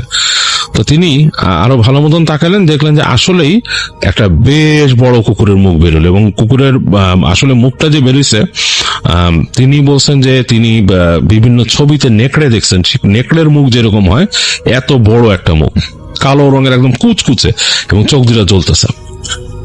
তো তিনি ভয়ের চোটে নিজের অজান্তেই ধোয়া পড়া শুরু করলেন এবং মানে অজান্তেই যা পারেন আর কি। তিনি খুব প্র্যাকটিসিং কোনো মানুষ ছিলেন না ধর্মীয় দিক থেকে, বাট নিজের অজান্তেই পড়া শুরু করছেন দোয়া। এবং যখন দোয়া পড়তেছেন তখন দেখলেন ওটা গড় গড় করে ঘেউ ঘেউ করে উঠলো দুইবার তার দিকে, মানে এমন ঘেউ ঘেউ করছে জোরে, তিনি ভয় কেঁপে উঠছেন। কেঁপে উঠে তিনি একবার চিন্তা করছেন আমি দৌড় লাগাই, তার একবার মনে হচ্ছে আমি দৌড় দিই। কিন্তু তিনি পরে চিন্তা করলেন যে দৌড় দিলে তো কুকুর কামড়ায় দেয়। তো তিনি এই ভয়ে তিনি আস্তে আস্তে করে হাঁটা শুরু করলেন পেছন থেকে, কারণ দেখতেছে যে কুকুরটাও আসতেছে। তো তিনি দোয়া পড়তে পড়তে আসলে তার মানে একদম পুরো বুকে পানি নাই, তিনি ঘুরে দাঁড়াইছেন, ঘুরে দাঁড়ায় আবার হাঁটা দিচ্ছেন ওই যে দিকে হাঁটতেছিলেন। তিনি চিন্তা করছেন কুকুর যতই ঘেউ ঘেউ করুক, এটা যদি আমার দিকে তেড়ে আসে হয় কামড় দিবে বা কিছু একটা, কিন্তু আমি এখন দৌড় দিয়ে রিস্ক নিব না, আমি ঘুরে হাঁটতে থাকি, এটা কি করে দেখি ঘেউ ঘেউ করে। তো দেখতেছে, তিনি বুঝতেছে ওটা কিছুক্ষণ পর পর একটু ঘেউ ঘেউ করতেছে, গড় গড় করতেছে। তিনি কিন্তু দোয়া পড়তেছেন এবং তিনি বুঝতেছেন তার সাথে কুকুরের ডিস্টেন্স ওইটুকু আছে, কুকুর কিন্তু ওই ডিস্টেন্স ক্রস হচ্ছে না কুকুরের। তাই এটাতে তিনি একটু নিজে সাহস পেলেন এবং তিনি দোয়া পড়তে পড়তে যাচ্ছেন এবং তিনি একটু পরে ভয়ে জোরে জোরে দোয়া পড়া শুরু করলেন। তো জোরে জোরে দোয়া পড়তেছেন, একটু পরে তিনি কুকুরের আর শব্দ পেলেন না। তো এইটা তার কাছে অবাক লাগলো যে কুকুরের শব্দ নাই, মানে কুকুর কি চলে গেছে। তিনি হঠাৎ করে তাকালেন পিছন, দেখলেন কুকুর নাই। তো একটু হাঁপ ছেড়ে তিনি আবার হাঁটা ধরলেন, হাঁটতেছেন এবার তিনি বিড়বিড় করে দোয়া পড়তেছেন। আর তার কাছে ওই বিস্তীর্ণ জায়গা আর এই পাশের যে ফাঁকা খালের পাশের জায়গা দেখে একটু ভয় লাগতেছে, ওনার বেশ ভয় লাগছে। এখন নানা রকম ভয়ের চিন্তা তার মাথায় আসতেছে। তো অনেকখানি আসার পরে ওই বিস্তীর্ণ জায়গাটা পার হওয়ার পরে একটা দেয়াল দিয়ে, মানে ছোট্ট, মানে এই পাশেও দেয়াল এই পাশেও দেয়াল, কিন্তু রাস্তা এরকম একটা জায়গা, কিন্তু ওইখানে বাঁ পাশে একটা এরকম ময়লার স্তূপ ওইখানে রাখা, আবার মানে ওখানে মানুষজন হয়তো এনে ময়লা ফেলে। তিনি ময়লার কাছে যখন আসছেন ঠিক তখনই তিনি দেখলেন ময়লার ফাঁক দিয়ে আবার কুকুরটা বেরিয়েছে, এবার তার সামনাসামনি বেরিয়েছে এবং সামনাসামনি বের হয়ে জোরে জোরে কয়েকটা ডাক দিল, ডাক দিয়ে জোরে টানা ডাক দিল দুইটা, এবং তারপরে তার দিকে মানে ধেয়ে আসলো, ছুটে আসলো যেরকম আসে। তো তিনি খুবই ভয় পেয়েছেন, আল্লাহ রে বলে তিনি একটা চিৎকার দিয়ে দোয়া পড়া শুরু করছেন। খুবই আশ্চর্য হলেন যে একটা কুকুর যখন এইভাবে চার্জ করে, মানে এইভাবে ছুটে আসে, তখন কিন্তু কুকুর বেসিক্যালি যেটা হয় কামড় দিয়ে বসে বা কিছু করে। এটা দেখলো যে তিনি যখন আল্লাহরে বলে চিৎকার দিচ্ছেন তখন মনে হলো তার পাশ দিয়ে মানে একটা বিদ্যুৎ পৃষ্ঠের মতো, মানে ইলেকট্রিক শক খেলে যেরকম হয় সেরকম ভাবে কুকুরটা ছ্যাত করে সরে গেল পাশ থেকে। এবং মনে হলো যে তার যে হাতে ব্যাগ ছিল, ব্যাগের সাথে তিনি আবার ব্যাগটাও তুলে ফেলছেন, হাতটা ব্যাগের সাথে কুকুরের টাচটাও লাগছে এবং তিনি পুরা কুকুরের যে সরে গেছে সেই ফিলটা তিনি পাইছেন কুকুরটা পাশ থেকে। এবং ওনার পিছে যাওয়ার পরে তিনি আর কুকুরের সারা শব্দই পেলেন না। তিনি ভয়ে জোরে জোরে দোয়া পড়তে পড়তে হাঁটা শুরু করছেন, খুব স্পিডে হাঁটতেছেন তিনি এবং মানে ভয়, মানে পারলে দৌড়ায় যান তিনি। দোয়া পড়তে পড়তে পড়তে হাঁটতেছেন, এতটুকু রাস্তাটা পুরোটাই দুই পাশে হচ্ছে দেয়াল আর মাঝখানে রাস্তা। দোয়া পড়তে পড়তে হাঁটতেছেন এবং তিনি সামনে দেখলেন বেশ ভাঙাচোরা রাস্তা, সেগুলোর মধ্যে দিয়ে কোনো মতে তিনি হাঁটতে, এবং ঠান্ডা, এবং তিনি পায়েও ব্যথা পাচ্ছেন। তার পায়ে কিন্তু জুতা পরা না, স্যান্ডেল পরা চামড়ার, কিন্তু ওই যে ভাঙা রাস্তার ইট টিট এসে লাগতেছেন, পায়ে ব্যথা পাচ্ছেন তিনি।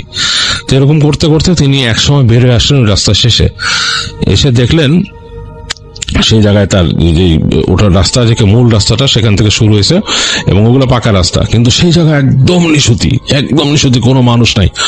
তিনি তারপরও হাঁটতে থাকলেন দোয়া পড়তে পড়তে।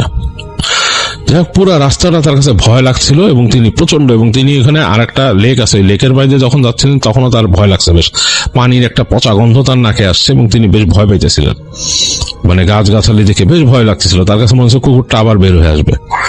তো আলটিমেটলি বের হয়ে আসলো না। তিনি একসময় প্রচন্ড ক্লান্ত হয়ে তার বাসায় পৌঁছলেন, সেই যে তিনি যে গ্যারেজটাতে থাকতেন, মানে বাসার নিচে গ্যারেজে থাকার ব্যবস্থা হয়েছিল। তো তিনি সাধারণত আসলে ওই বাসায় যে তিনি সেই বাড়ির মালিকের সাথে তিনি একটু দেখা করেন, সালাম দোয়া করেন, দিয়ে কথা বলে তারপর তিনি তার মতো যান, কারণ তাকে ওখানে রাখছেই হচ্ছে রাত্রেবেলা একটু দেখাশোনা করার জন্য এখানে, এবং এই জন্যই থাকার জায়গাটা দিছে। তো তিনি আর কথা না বাড়ায় তিনি আজকে আর ওই ইউটাও পান না, তিনি চলে যান তার ঘরে, এবং ঘরে গিয়ে তিনি বসে থাকেন কিছুক্ষণ। তার একটা চৌকি ছিল, চৌকির উপর বসে থাকেন, বসে থেকে তিনি চিন্তা করেন যে এটা কি হলো, এটা কি আদৌ কোনো কুকুর নাকি প্রথমে কি দেখছিলেন, এগুলা তিনি আসলে মানে আর কি ঠাউর করতে পারতেছেন না, চিন্তা করতে পারতেছেন না। তো যাই হোক, হাতে মাছের ব্যাগটা রাখছিলেন ফ্লোরে এক জায়গায়, তো তিনি নিয়ে মাছটা নিয়ে তিনি চিন্তা করলেন যে না, আমি এটা এখন আজকে আর পারবোই না কোনোভাবে রান্না করতে, আমার আর শরীরে সেই জোরই নাই, এনার্জিও নাই, পা দুটা মনে হচ্ছে ফুলে গেছে, মনে হচ্ছে যে উনি কি পারবে নাকি পরদিন কাজে যেতে পারবে নাকি, এটাও তিনি চিন্তা করতেছে। একবার ভাবতেছে মাছকে ফেলে দিব, মানে কিছু করার নাই, টাকা দিয়ে কিনছেন মাছ, এখন খিদাও লাগছে, আবার খেতেও ইচ্ছা করতেছে না, রান্না করারও জন্য নাই। তো তিনি যেটা করলেন, তার একটা মাটির এরকম মালসা ছিল, সেই মালসাটার উপরে মাছটা রেখে তিনি মানে পলিথিন শুদ্ধ এরকম রেখে দিয়ে তিনি তার ওই জুতা স্যান্ডেল খুলে তিনি খাটের মধ্যে শুয়ে পড়লেন। চিন্তা করলেন যে এখন আর মানে তার একদমই এনার্জি নেই, চিন্তা করলেন আমি যতক্ষণ শুয়ে থাকতে পারি, যদি একটু ঘুমও আসে উঠে দেখি কিছু করা যায় কিনা। এদিকে ঠান্ডা, ঘরের মধ্যেও ঠান্ডা, তো তিনি মোটামুটি শুয়ে আছেন এবং কাঁথাটাকে নিয়ে আসেন, শরীরে যেগুলো খুলেন নাই, সোয়েটার টোয়েটার এগুলো খুলেন নাই। তো কতক্ষণ শুয়ে আছেন তিনি বলতে পারবেন না, অনেকক্ষণ শুয়ে আছেন, এবং একসময় তার কিন্তু ঘুমে চোখ লেগে আসে, ঘুমায় গেছেন। তো কতক্ষণ ঘুমাইছেন তিনি বলতে পারবেন না, তার হঠাৎ করে ঘুম ভাঙছে, এবং ঘুমটা ভাঙছে কি শব্দে, কেমন জানি খড়র খড়র করে শব্দ হচ্ছে তার ঘরের ভিতরে। তিনি চোখ মেলে ফার্স্টে আবিষ্কার করলেন যে অন্ধকার ঘর, ঘরের মধ্যে কোনো আলো নাই। তিনি যখন ঘুমায় গেছেন তার ঘরে কিন্তু বাল্ব জ্বলতেছিল, কোনো লাইট জ্বলতেছে না, ঘর অন্ধকার একদম। তিনি শুয়ে আছেন খাটের মধ্যে, মানে তার চোখের উপরে তিনি শোয়া, এবং তিনি শব্দ পাচ্ছেন, খটর খটর খটর খটর শব্দ হচ্ছে, আর শব্দটা আসতেছে একেবারে ঘরের কোণার থেকে, যেখান থেকে তিনি তার ওই ঘরের মধ্যেই কিন্তু একটা এরকম ছোট্ট কলপাড়ের মতো ছিল, তার পাশে তার স্টোভটা রাখা, এবং এই যে কলপাড় মানে একটা ছোট মানে পানির কল লাগানো, তার নিচে একটা ছোট মানে সিমেন্ট দিয়ে বাধাই করা একটা জায়গা, যেখানে কাটাকাটি করে ধোয় টোয় আর কি, ওই জায়গায় বেসিন নাই তার ওখানে, ওইটার মধ্যে ধোয়াধুয়ি করতেন তিনি আর কি। তো মানে খুব পাকাপোক্ত ব্যবস্থা না আর কি। তো ওই জায়গা থেকে খটর খটর শব্দ আসতেছে, যেমন সিমেন্টের মেঝেতে যদি মাটির মালসা নাড়াচড়া করে সেরকম শব্দ, এবং অন্ধকার, ঘরের মধ্যে একেবারে ঘুরঘুটি অন্ধকার বলা চলে। আর তিনি যেহেতু গ্যারেজে থাকতেন, ওই গ্যারেজের দরজাটা ছিল শাটার সিস্টেম, তো ওইটা তো উনি খুলে ঢুকছেন, এখন শাটার লাগাই দিচ্ছেন বাইরে থেকে। তো আলো ঢোকার ব্যবস্থা বলতে তেমন কিছুই নেই, একটা আছে ওইখানে এক্সস্ট ফ্যান আছে, এক্সস্ট ফ্যানের সেই যে জায়গাটা যেখান থেকে এক্সস্ট ফ্যানটা লাগানো, সেখান থেকে বাইরের আলো মানে ল্যাম্পপোস্টের আলো কিছুটা ঘরে ঢুকতেছে ওখান দিয়ে। তো এই ঘুরঘুরটি অন্ধকারের মধ্যে ওই ল্যাম্পপোস্টের আলো এক জায়গায় যে একটু লাগতেছে ঘরের ভিতরে একটা কোনায়, তো সেটা কিন্তু এমনি প্রথম দৃষ্টিতে অতটুকুই আলোই দেখা যায়, কিচ্ছু বোঝা যায় না।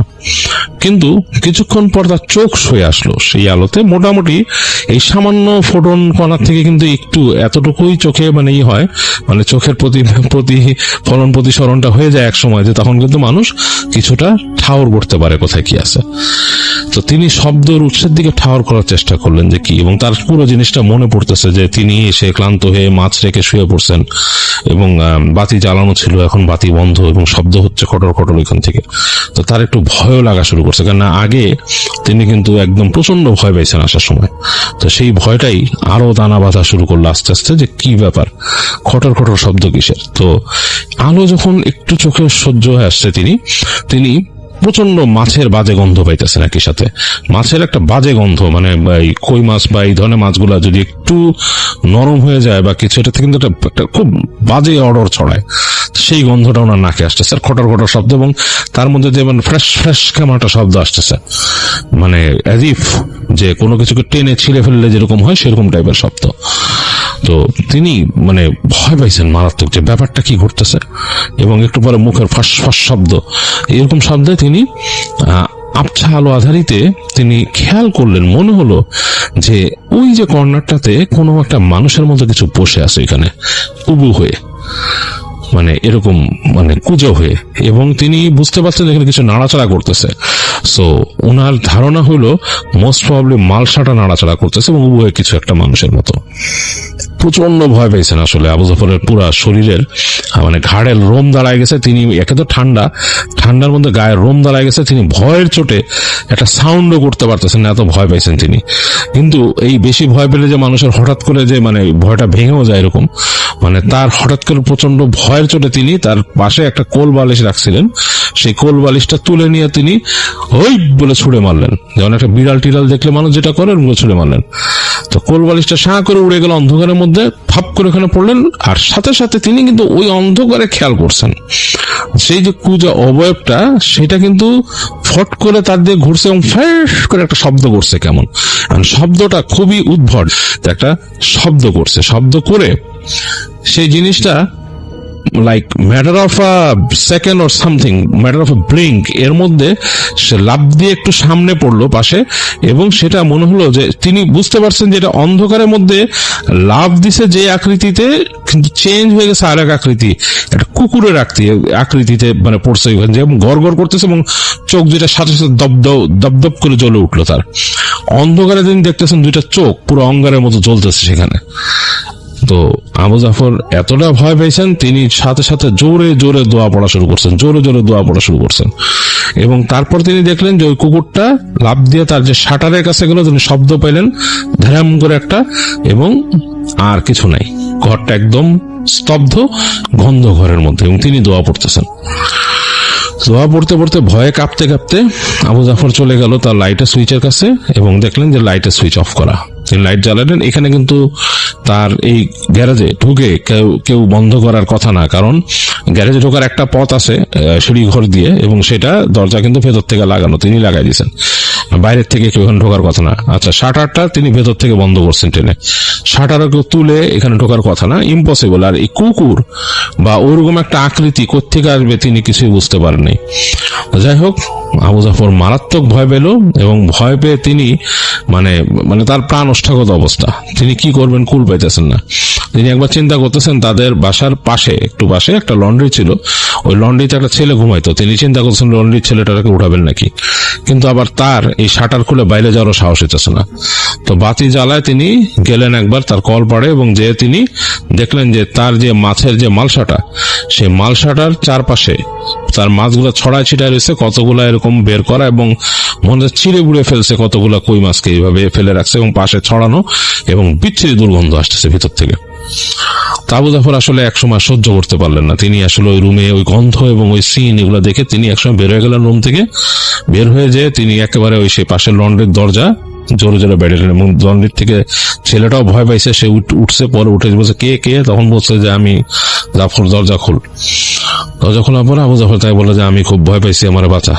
কি হয়েছে? ছেলেটা তার কথাবার্তা শুনে বলে আপনার তো পিচাস, তারা মানে পিশাচকে পিচাস বলে আপনার পিচাস ধরছে বা পিচাস আসছে আপনার কাছে, হ্যাঁ যান আপনি তাড়াতাড়ি হাত মুখ ধোন, ওগুলো পরিষ্কার করেন, আপনার ঘরে যে ফেলায় গেছে।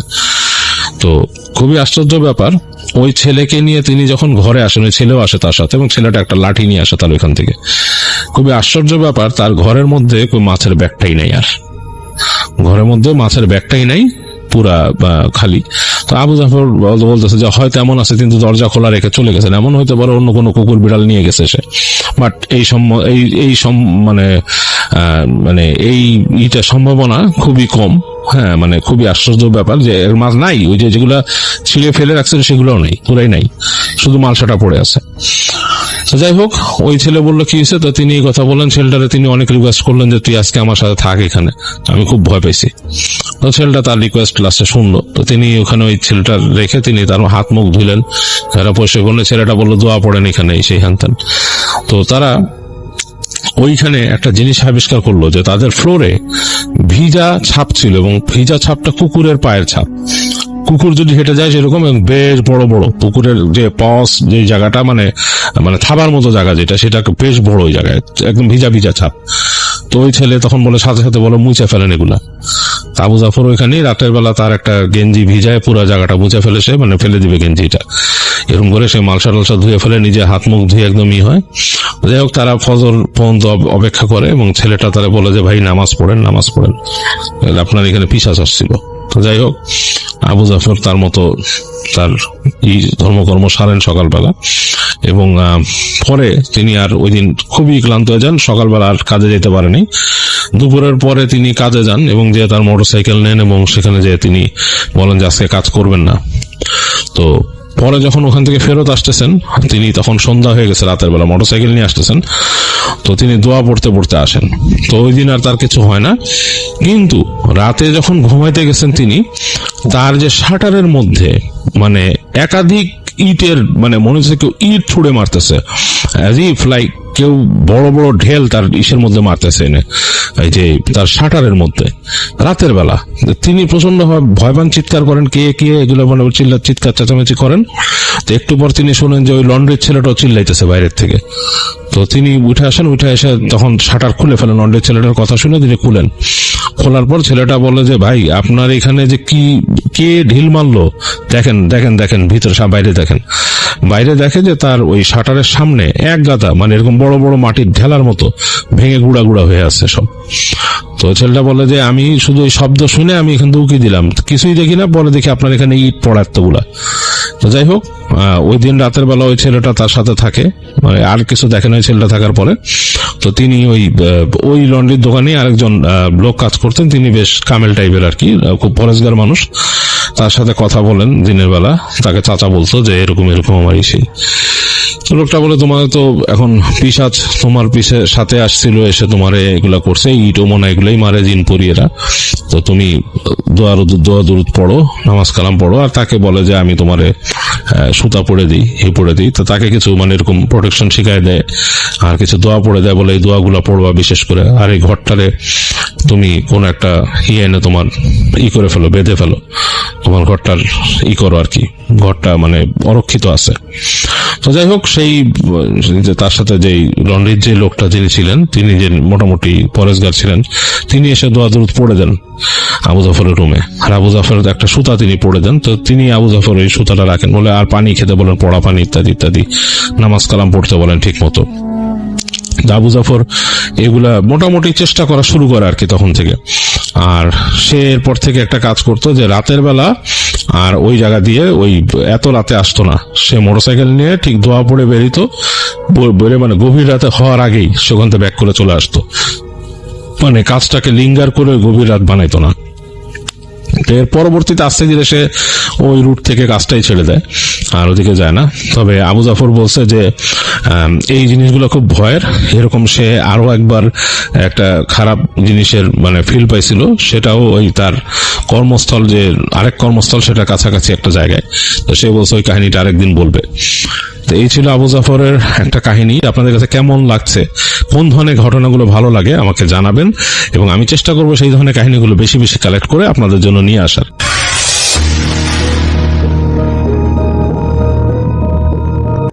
ঘটনাটি আমি আমার এক চাচির কাছ থেকে শুনেছিলাম। অনেকটা মজা করে চাচির কাছে শুনতে চেয়েছিলাম একটা ভূতের গল্প। বুঝতে পারিনি এটা শোনার পর থেকে আমার এরকম অবস্থা হবে। 2005 সালের কথা। আমার চাচি একটি গার্লস স্কুল আর কলেজে পড়তো, যেটি একটা সময় রাজমহল ছিল। স্কুল আর কলেজটির একটাই বড় বাউন্ডারি ছিল, কিন্তু পরবর্তীতে সরকারি সিদ্ধান্তে ওটাকে স্কুল কলেজ করার কারণে একটি বাউন্ডারি দিয়ে দুটো ভাগ করে দেওয়া হয়। চাচি যখন ক্লাস 9-এ পড়ে, তখন সে হঠাৎ একদিন স্কুলের পেছনের দিকটায় যায় তার বান্ধবীর সাথে চটপটি খাবে তাই। ওইখানে স্কুলের দারোয়ান চাচা তার ফ্যামিলি নিয়ে একটি ঘরে থাকতো, সেই চটপটি বিক্রি করত।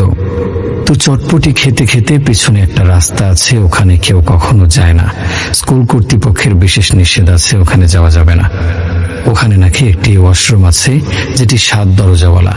এটা সবসময় চাচিকে ভাবাতো। চাচি ভেবেছিল যাতে কেউ ওই দিকটা না যায়, তাই সবাইকে বারণ করা হয়েছে। চাচির বান্ধবী ছিল চাচির মতনই। চাচিও তার বান্ধবী ঠিক করলো আজ যেভাবেই হোক ওই ওয়াশরুমে তারা যাবে, গিয়ে দেখবে এটার ভিতরে 7টা দরজা কিভাবে থাকে। যেই বলা সেই কাজ। এটা ছিল অনেক পুরনো বিল্ডিং। বিল্ডিং এর রং ছিল হালকা কমলা।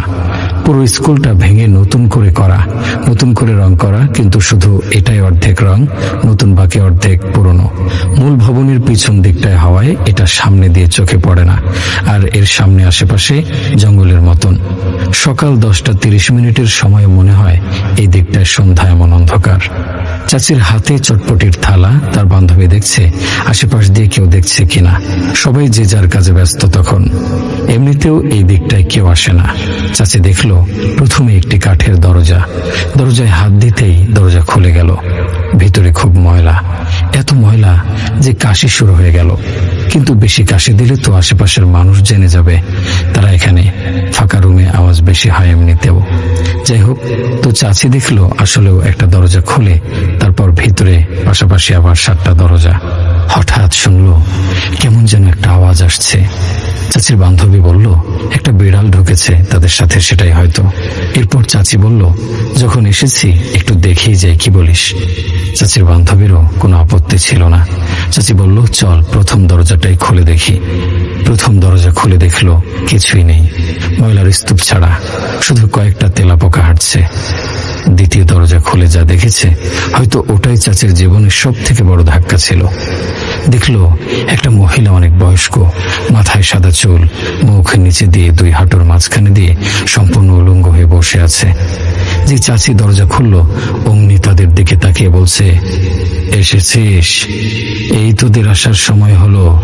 আমি তো সেই 6 বছর ধরে অপেক্ষা করছি, কেউ দরজা খোলে না। এবার আয় একটু আমার কাছে। এটা বলেই সে হো হো করে হেসে দিল। চাচির বান্ধবী সেন্সলেস হয়ে গিয়েছে। চাচি না পারছে চলে যেতে, না পারছে তার বান্ধবীকে একা রেখে যেতে। ওই বুড়ি ওখান থেকে উঠে তার কাছে হেঁটে আসছে, অনেক কাছাকাছি। তার কানের কাছে মুখ নিয়ে বলল, ওরা আমাকে এভাবে উলঙ্গ করে রেখে গিয়েছিল, আজ তোকে করবে। আর তুই যদি চাস আমি তোকে অনেক কিছু দিতে পারবো। তোর মতন সাহসী মেয়ে আমার দরকার। চাচির চোখ বন্ধ ছিল। চাচি চোখ খুলে দেখলো কেউ নেই। চাচি আর কোনো কিছু না ভেবে তার বান্ধবীকে উঠিয়ে তাকে কাঁধে করে বাইরে নিয়ে গেল। দারোয়ান চাচার ঘরে গিয়ে বলল, চাচা একটু দেখেন, ওর নাকে মুখে একটু পানি দেন। চাচা জানতে চাইল, তোমার মুখে এত ঘাম কেন, কি হয়েছে, কোথায় গিয়েছিলে? চাচি আর কিছু লুকালো না, সব বলে দিল। দারোয়ান চাচা শুধু একটা কথাই নাকি বলেছে সেদিন, তুমি এটা কি করলে মা? তুমি জানো না ওই ঘরটা অনেক কষ্টে হুজুর বন্ধ করে দিয়ে রেখেছে, কাউকে কোনোদিন খুলতে মানা করেছে, যার কারণে ওটার কোনো কাজও করাতে পারেনি, অর্ধেক কাজ করে বন্ধ করে দিয়েছি। আমরা এখানেই 10 বছর থাকি, গত 7 বছর এটা আটকানো। তার আগের প্রতিটা রাত ছিল আমাদের জন্য এক একটা ভয়ঙ্কর রাত। সেটা বুঝি আবার আজ থেকে শুরু হয়ে গেল। তোমার এক ভুলের কারণে আমাদের কাকে যে এর মাসুল গুনতে হবে জানা নেই। চাচি আর কিছুই বলার বা শোনার মতন অবস্থানে ছিল না। এরপর 7 দিন চাচির প্রচন্ড জ্বর ছিল। 7 দিন পরে স্কুলে গিয়ে শুনতে পেল 3 দিন আগে দারোয়ান চাচার লাশ স্কুলের গেটে রাতে পাওয়া গিয়েছে। সবাই ধারণা করেছে সে হার্ট অ্যাটাক করেছে, কিন্তু তার মুখে নাকি অনেক রক্ত ছিল। যাই হোক, চাচি সেই দারোয়ান চাচার স্ত্রীর কাছে জানতে চাইল, আপনাদের সাথে আসলে কি হতো 6-7 বছর আগে যে চাচা বলেছিল? চাচি বলল, তারা যখন প্রথম এখানে এসেছে তখন এসব কিছুই জানতো না। এটা ছিল একটি রাজমহল। এই রাজমহলের এই পেছনে ছিল রাজকন্যার থাকার জায়গা। রাজকন্যা খুবই শৌখিন ছিল, তার ওয়াশরুম ছিল এই জায়গায়। এসব কিছু আগে জানতো না তারা। সমস্যা এখানেই শেষ না, বরং শুরুটাও এখান থেকেই। স্কুলের দেখাশোনার চাকরি সূত্রে তাদের ঘরটি ঠিক এই জায়গায়। রাতে টিনের চালে জোরে জোরে শব্দ হওয়া শুরু করলো। দারোয়ান চাচার একটি ছেলে ছিল, অনেক রাত পর্যন্ত পড়তো। সে ভাবলো বুঝি তাদের টিনের চালে খাটাস বসেছে। একদিন রাতে আর সহ্য করতে না পেরে সে বের হলো দেখতে। বের হয়ে দেখলো একজন বুড়ি মহিলা সম্পূর্ণ উলঙ্গ অবস্থায় টিনের চালে বসে আছে। যেই ওই ছেলেটাকে দেখলো, লাফ দিয়ে ওর ঘাড়ে এসে বসলো। ও কোনো কিছু না বুঝে অজ্ঞান হয়ে গেল। এরপর থেকে শুরু হলো ছেলেটার অবস্থা দিনে দিনে খারাপ হতে লাগলো। ছেলেটা কোনো কথা বলতে পারে না, ঘুমোতে পারে না, খেতে পারে না, সারাক্ষণ ভয়ে কাঁপে। আবার রাত হলে সেই শব্দ, কখনো দরজা নাড়ার শব্দ, দরজা খুলে দেখে কেউ নেই। এভাবে প্রায় মাসখানেক কেটে গেল। চাচার ছেলে অস্বাভাবিক হয়ে গেল, আগের মতন স্বাভাবিক আর হলো না। একদিন এক হুজুর আসলো সেখানে। সে অনেকক্ষণ সবকিছু দেখার পরে জানালো এখানে এমন এক বদ জিন রয়েছে যেখানে একজন মানুষকে ক্ষতি করে মেরে ফেলেছে। মহিলা মরে যাওয়ার পর ওই মহিলার রূপ ধরে এখানে রয়ে গেছে জিনটি। সেই জিন এখানের সবাইকে ক্ষতি করছে। আর এই জিন এতটাই ভয়ানক যে কোনো সময় যে কোনো মানুষকে গলায় রক্ত উঠিয়ে মেরে ফেলতে পারবে। আর যদি কোনো মানুষ পায় পছন্দের তাহলে তার ভেতরেও চলে যাবে। আর সেই থেকেই হুজুর ওই রুমে দোয়া দরুদ পড়ে বন্ধ করে দিয়ে বলেছিল জীবনে কেউ কোনোদিন যেন এই রুমের দরজা না খোলে। দরজা খুলে ফেললে সেই জিন বের হয়ে মানুষের ক্ষতি করবে, আর তখন সেই জিন আরো ভয়ানক রূপ নেবে। সেই থেকেই দরজা বন্ধ ছিল। এরপর সেই দরজা খোলার পর সেই জিন মুক্তি পেয়ে তোমাদের দারোয়ান চাচাকে মুখে রক্ত উঠিয়ে মেরে ফেলে। আর ধীরে ধীরে আমাদের পালা। আমার চাচি বলল, আমার চাচির নাম হচ্ছে মহুয়া। মহুয়া চাচি বলল, তেমন আর হবে না চাচি, আমি এক হুজুরকে সাথে নিয়ে আবার এই ঘর বন্ধ করে দেব। এবার শুরু হলো আসল খেলা। মহুয়া চাচির বাড়িটা ছিল একটু ভেতরে, জঙ্গলের মতন অনেক গাছপালা তাদের বাড়িতে। সেদিন রাতে হঠাৎ শুনতে পায় তাদের গেট ধরে কেউ ধাক্কা দিচ্ছে। তার বাবা এত রাতে কে এলো এটা ভেবে দুজনেই গেল দেখতে। গিয়ে দেখলো কেউ নেই। হঠাৎ তাদের সবার কেমন একটা অস্বস্তি লাগা শুরু করলো। আর ঠিক এই সময় বাসার কারেন্ট চলে গেল। তখন নাকি প্রতিদিন 1 ঘন্টা করে কারেন্ট থাকতো না। মহুয়া চাচি মোমবাতি জ্বালাচ্ছিল। জ্বালিয়ে মোমবাতির আলোয় দেখলো সেই বুড়ি দাঁত বের করে হাসছে। চাচি চিৎকার দিয়ে উঠলো। সবাই তার পাশে আসলো, কিন্তু দেখলো কেউ নেই। একটু পরে চাচি সোফায় বসেছিল। সোফার নিচে এক পা আর উপরে এক পা। হঠাৎ দেখলো সোফার নিচ থেকে বুড়ির মাথা বের করে তার পায়ের উপর কামড়ে দিয়ে দিল। চাচি চিৎকার দিয়ে অজ্ঞান হয়ে গেল। চাচির অবস্থা খুব খারাপ হয়ে গেল। চাচি বিছানায় শুয়ে থাকলেও দেখে পায়ের পাশে বুড়ি বসে আছে, কিন্তু কেউ দেখে না। কিন্তু সবাই একটা বাজে পোড়া পোড়া গন্ধ পায়। চাচির চোখের নিচে কালি পড়ে গেল। চাচি খেতে পারে না, ঘুমোতে পারে না। সারাদিন বুড়ি নাকি চাচির শরীর চেটে দেয়। বলতেই আমার সারা শরীর লোম খাড়া হয়ে যাচ্ছে। চাচির সারা শরীরে ঘা হয়ে গেল। অনেক ডাক্তার, অনেক হুজুর আনলো, কেউ কিছু করতে পারলো না। শেষমেশ একজন হুজুর যে ওই ঘরে ঢুকেই ওই বুড়িকে দেখতে পেল, বুড়ির দিকে তাকিয়ে বলল, তুই এখনো বেঁচে আছিস? বুড়ি তার দিকে তাকিয়ে একটা ভেঙচি দেয় আর লাফ দিয়ে চাচির ঘাড়ে গিয়ে বসে। চাচির ঘাড়ে মুখ চাটতে থাকে। হুজুর একটা কথাই শুধু বলছে, চাচির নাকি রক্ত ওই জিন খেয়ে ফেলছে। এরপর ওই জিনের কারণে চাচি খুব অল্প দিনের মাঝে মারা যাবে। হুজুর হঠাৎ কিছু পানি পড়ে দিল আর আল্লাহর কালাম লিখে একটা তাবিজ দিল, যেটা দেওয়ার সাথে সাথে ওই রুম থেকে জিনটা সরে যেতে বাধ্য হলো। আর কিছুতেই জিনটি ওই রুমে ঢুকতে পারলো না। এরপর চাচির অবস্থা আগের থেকে ভালো হওয়া শুরু করলো, কিন্তু ওই রুমের বাইরে যাওয়া তার জন্য নিষেধ হলো প্রায় মাসখানেক এর জন্য। ওই রুমেই বন্দি থাকতে হলো। কিন্তু রুমের দরজা জানালা নাকি ঝড় হলে যেমন জোরে জোরে বাড়ি খেত সেভাবে শব্দ হতো। এরপর থেকে শুরু হলো চাচির বাড়ির বাকি সদস্যদের সাথে নানা রকমের ঘটনা। একদিন চাচির মা রান্নাঘরে রান্না করছিল। হঠাৎ শুনলো তার রান্নাঘরের শিঙের শব্দ। সেখানে গিয়ে দেখলো শিং দিয়ে ধোঁয়া বের হচ্ছে। একটু ভয় পেয়ে দূরে সরে গিয়ে হঠাৎ একজন মানুষের সাথে ধাক্কা খেলো। পেছনে ফিরে দেখলো উলঙ্গ বুড়ি। এরপর এক রাতে তার বাবা, ভাই সবাই বুড়ি কোনো না কোনো ভাবে দেখা দিল। হুজুর বলেছিল এই 1 মাস যেন চাচি কিছুতেই গরুর মাংস না খায়। ঠিক যেদিন 1 মাস পূরণ হবে সেদিন হঠাৎ চাচি রুম থেকে বের হয়ে রান্নাঘরে গিয়ে পাতিল নিয়ে কোনো কারণ ছাড়াই গরুর মাংস ছিল সেটা গিয়ে খেয়ে নিল। খেয়ে অজ্ঞান হয়ে গেল। কেউ জানে না চাচি সেদিন এমন কেন করেছিল, কিন্তু সেই কাজের কারণে আবারও সেই বুড়ি চাচির ঘাড়ে উঠে বসলো। চাচির অবস্থা আবার বেশ খারাপ হয়ে গেল। চাচিকে নাকি ঘুমের ওষুধ দিয়ে ঘুম পাড়িয়ে রাখা হতো। চাচির পাশে বসে সেই বুড়ি নাকি সারাদিন বিড়বিড় করতো। চাচি সেই ঘুম অবস্থায় সব কথা শুনতে পেত। বুড়ি নাকি 42 সালে সেই মহলে প্রথম ঢুকেছিল রাজকন্যার সাজগোজের দায়িত্ব নিয়ে। আর সে জিন ছোট থেকে তার ছিল। সেই মহলের যে জমিদার ছিল সে ছিল বড়ই অত্যাচারী। সে তার নিজের কন্যার জন্য যেসব দাসী আসতো তাদের কেউ ছেড়ে দিত না, তাদের উপর অনেক অত্যাচার করত। একদিন সব দাসীরা মিলে সিদ্ধান্ত নিল এই অত্যাচারী জমিদারকে শেষ করে দেবে। সে কথা সেই জমিদার টের পেয়ে যায়। আর সে এতটাই খারাপ মানুষ ছিল যে তার নিজের কন্যা সহ তার মহল জ্বালিয়ে দেয়। সব মানুষগুলো মারা গেলেও এই জিন থেকে যায় সেখানে। আর এই জিন এখন চাচির সাথেই থাকতে চায়। চাচিকে নাকি সে বিয়ে করবে।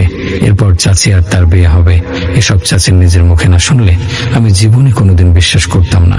চাচি এসব বলছিল আর কান্না করছিল। আমি বুঝতে পারিনি চাচির জীবন জীবনে এটা এমন ভাবে দাগ ফেলে দিয়েছে যে চাচির প্রতিটা ঘটনা সব মনে আছে তা খুব নিখুঁত ভাবে। এরপর চাচির বাবার একটা বড় ধরনের অ্যাক্সিডেন্ট হয়। সেই অ্যাক্সিডেন্টের পর থেকে চাচির বাবা আর হাঁটতে পারেন না, সম্পূর্ণ বিছানায়। ওদিকে চাচির এই সমস্যা থেকে বের হওয়ার জন্য হুজুর সহ তাদের একটা নদীর পাড়ে যেতে হবে। নদীর মাঝখানে গিয়ে তাদের এই জিনকে মেরে ফেলতে হবে। এরপর চাচির ভাইকে নিয়ে সেখানে যেতে হবে। এটা ছাড়া আর কোনো উপায় ছিল না, কারণ চাচির বাবা একদম বিছানায়। কিন্তু এই যাওয়াতে ছিল প্রচন্ড বাধা। তখন তাদের বাড়ি থেকে নদীতে যেতে প্রায় 2 ঘন্টা বাসে করে যেতে হয়, যেটা ছিল খুবই কষ্টকর। এর মধ্যে চাচির ভাইয়ের সাথে আরেকটা ঘটনা ঘটে যায়, যেটা ছিল আরেকটা রহস্য। যখন চাচি এই গল্পটা শোনাচ্ছিল, ঠিক তার পাশেই তার খালাতো ভাই বসা, যিনি তাদের সাথে পরের দিন নদীতে যাবেন। তিনি বললেন সে ওই ঘটনাটি হতে চায় তার নিজের মুখের মতনই তুলে ধরছি। চাচির ভাই বলতে শুরু করলেন, পড়াশোনার চাপ হঠাৎ খুব বেড়ে যাওয়ায় নিজেদের সময় দিতে পারছিলাম না। হঠাৎ 2 বন্ধু মিলে সিদ্ধান্ত নিলাম আজ বিকেলে একটু ঘুরতে যাব। যে বলা সেই কাজ। দুপুর বেরিয়ে গেলাম। জায়গাটার নাম আপনাদের সুবিধার্থে বলে দিচ্ছি, গাজীপুর ইকো পার্ক। অনেকেই হয়তো ওখানে গিয়েছেন এবং ওখানের কথা শুনেছেন, কিন্তু আসলে জায়গাটার জন্য না জায়গাটার সাথে এই ঘটনার সাথে কোনো মিল নেই হয়তো। কাকতালীয় ভাবে ওখানে বসেই আমার সাথে এই ঘটনাটি ঘটলো। যাই হোক, মূল প্রসঙ্গে ফিরে আসি। আমি আর আমার বন্ধু মহিবুল ওখানে পৌঁছাতে 3:30 বেজে গেল। তো আমরা অনেক ধরনের জিনিসই ওখানে গিয়ে দেখলাম। ওখানে একটা জায়গা আছে যেটা একটু ঘাসের মতন, একটু জঙ্গল টাইপের পেছনটা। হঠাৎ দেখলাম ঘাসের মধ্যে কিছু একটা নড়াচড়া করছে। ভাবলাম হয়তো ইঁদুর বা ছোট কাঠবিড়ালি, যেহেতু এটা ইকো পার্ক। কাছে গিয়ে দেখলাম এটা একটা কবুতর, কিন্তু কোনো স্বাভাবিক কবুতর নয়, একটি আঘাতপ্রাপ্ত কবুতর। আর এই আঘাতও কোনো স্বাভাবিক আঘাত নয়। কবুতরটির গলা দিয়ে রক্ত পড়ছে আর গলায় একটা তাবিজ বাঁধা আছে। আমি যেহেতু দর্শনে পড়ে এসব নিয়ে কখনোই এর আগে জ্ঞান ছিল না, আমি ভাবলাম কোনো মানুষ হয়তো কবুতরটার সাথে মজা করতে গিয়ে গলায় এটা বেঁধে দিয়েছে। কিন্তু যখন দেখলাম কবুতরটি খুব কষ্ট পাচ্ছে, তখন আমি নিজ হাতে ওটা খুলে ফেললাম। খোলার পরে দেখলাম হিন্দুদের অনেক ধরনের লেখা ওখানে লেখা। আমার বন্ধু মহিবুল আবার এসব বোঝে। ও আমাকে বলল, এটা একটু অস্বাভাবিক মনে হচ্ছে, আমরা এটা পুড়িয়ে ফেলি, এটা আমাদের জন্য ভালো হবে। আমাদের একটু দূরেই ছিল এক ফুচকাওয়ালা মামাকে জিজ্ঞেস করি, মামা তোমার কাছে কি পুড়িয়ে ফেলার কিছু আছে? মামা বলল, হ্যাঁ আমার কাছে লাইটার আছে। তো আমরা একটু দূরে গিয়ে লাইটার দিয়ে এটা পুড়িয়ে ফেলি। তো এখন আমরা ভাবলাম এই কবুতরটি দিয়ে কি করব। ফুচকাওয়ালা মামা বলল, মামা আমি তো কবুতর পালি, আপনার কবুতরটি আমাকে দিয়ে দিন। আমরাও দেখলাম কবুতরটির অবস্থা খুব খারাপ, একটু পরে হয়তো মরে যাবে, তাই আমরা এটা ফুচকাওয়ালা মামাকে দিয়ে দিলাম। তো বাসায় ফেরার পথে আমি দেখলাম আমার হাতটা খুব ব্যথা করছে এবং মাথা প্রচন্ড ব্যথা করছে, মানুষের জ্বর আসলে যেমন হয়। আমরা 4-5 বন্ধু মিলে একটি বাসা মেসের মতন করে থাকি। সেখানে একটা রুমে 2 জন করে থাকে। তো সেদিন আমার রুমমেট বাড়ি চলে গিয়েছিল। বাসায় গিয়েই আমি শুয়ে পড়ি কিছু না খেয়ে। বাসায় যাওয়ার পর দেখলাম আমার ডান হাতটা একদম অনেক ফুলে গিয়েছে।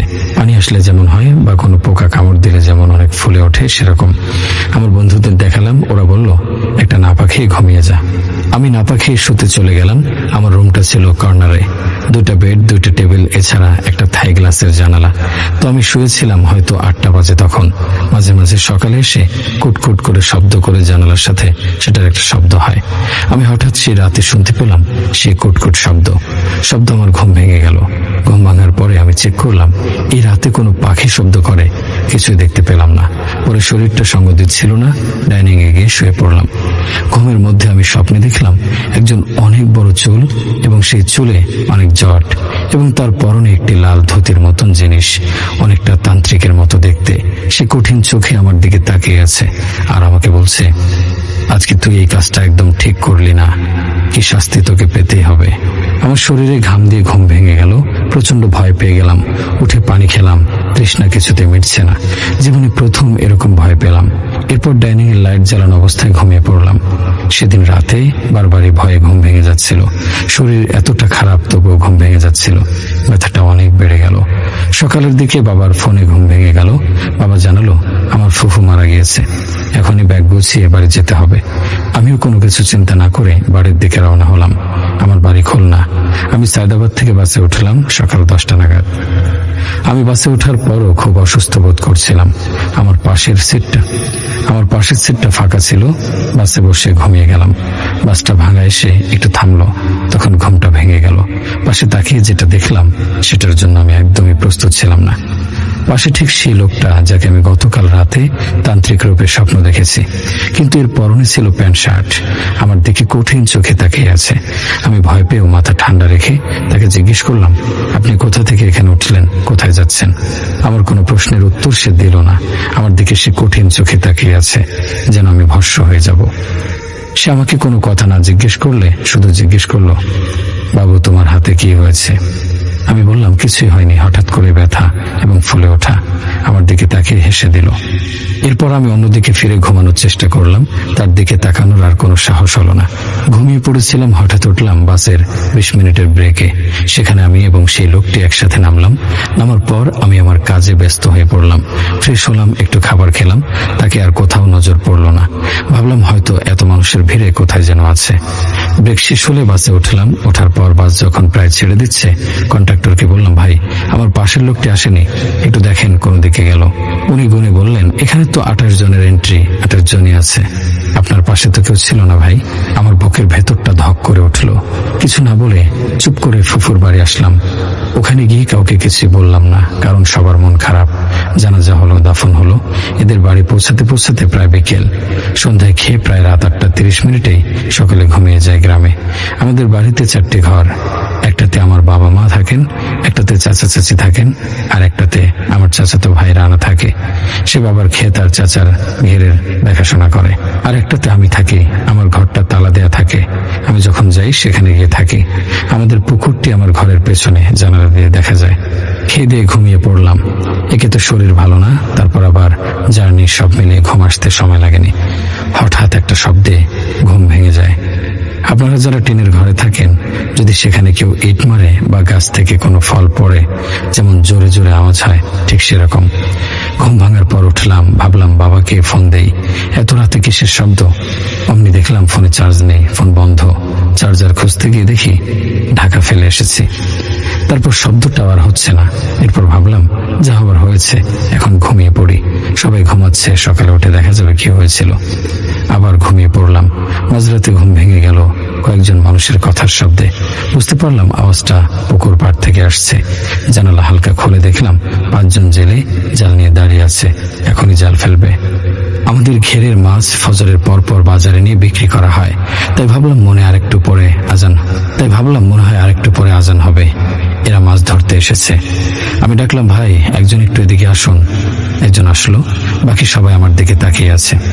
আমার একটু অস্বস্তি লাগছে, তবুও ভাবলাম এরা তো জেলে, একটু কথা বলে নেই। ভাই আমার চাচা কোথায়? এখানে আপনাদের একা মাছ ধরতে কে বললো? ওনারা বলল, চাচা এখানেই ছিল, এখন একটু সরিষা ক্ষেতের দিকে গিয়েছে, এখনই চলে আসবে। দরকার হলে আমি যেন একটু গিয়ে দাঁড়াই। আমি ভাবলাম অনেকদিন তো কাজ করা হয় না, বাবা চাচাকে একটু সাহায্য করি। ওনারা বলল, তাড়াতাড়ি আসুন। আমি একটা হাফ প্যান্ট পরে বের হলাম। 10 মিনিট পরে এখনো চাচা আসেনি, বাবাও না। আমি বললাম, এখনো তারা কেন আসছে না? রানা ভাই বা কোথায়? ওনারা বলল, আপনি একটু গিয়ে দেখুন শ্মশান ঘাটের ওখানে কোনো সমস্যা হলো কিনা। আমি জিজ্ঞেস করলাম, উনি কি ওখানে একা গিয়েছে? তারা বলল, সেটা ঠিক জানি না, আপনি চলুন, আমরা আপনার সাথে যাচ্ছি, দেখি কি কিছু হলো নাকি। আগে বলে রাখি, আমাদের সরিষা খেতে যেতে একটি খালের মতন আছে। সেই খালের ওই পারেই শ্মশান ঘাট, যেখানে হিন্দুদের পোড়ানো হয়।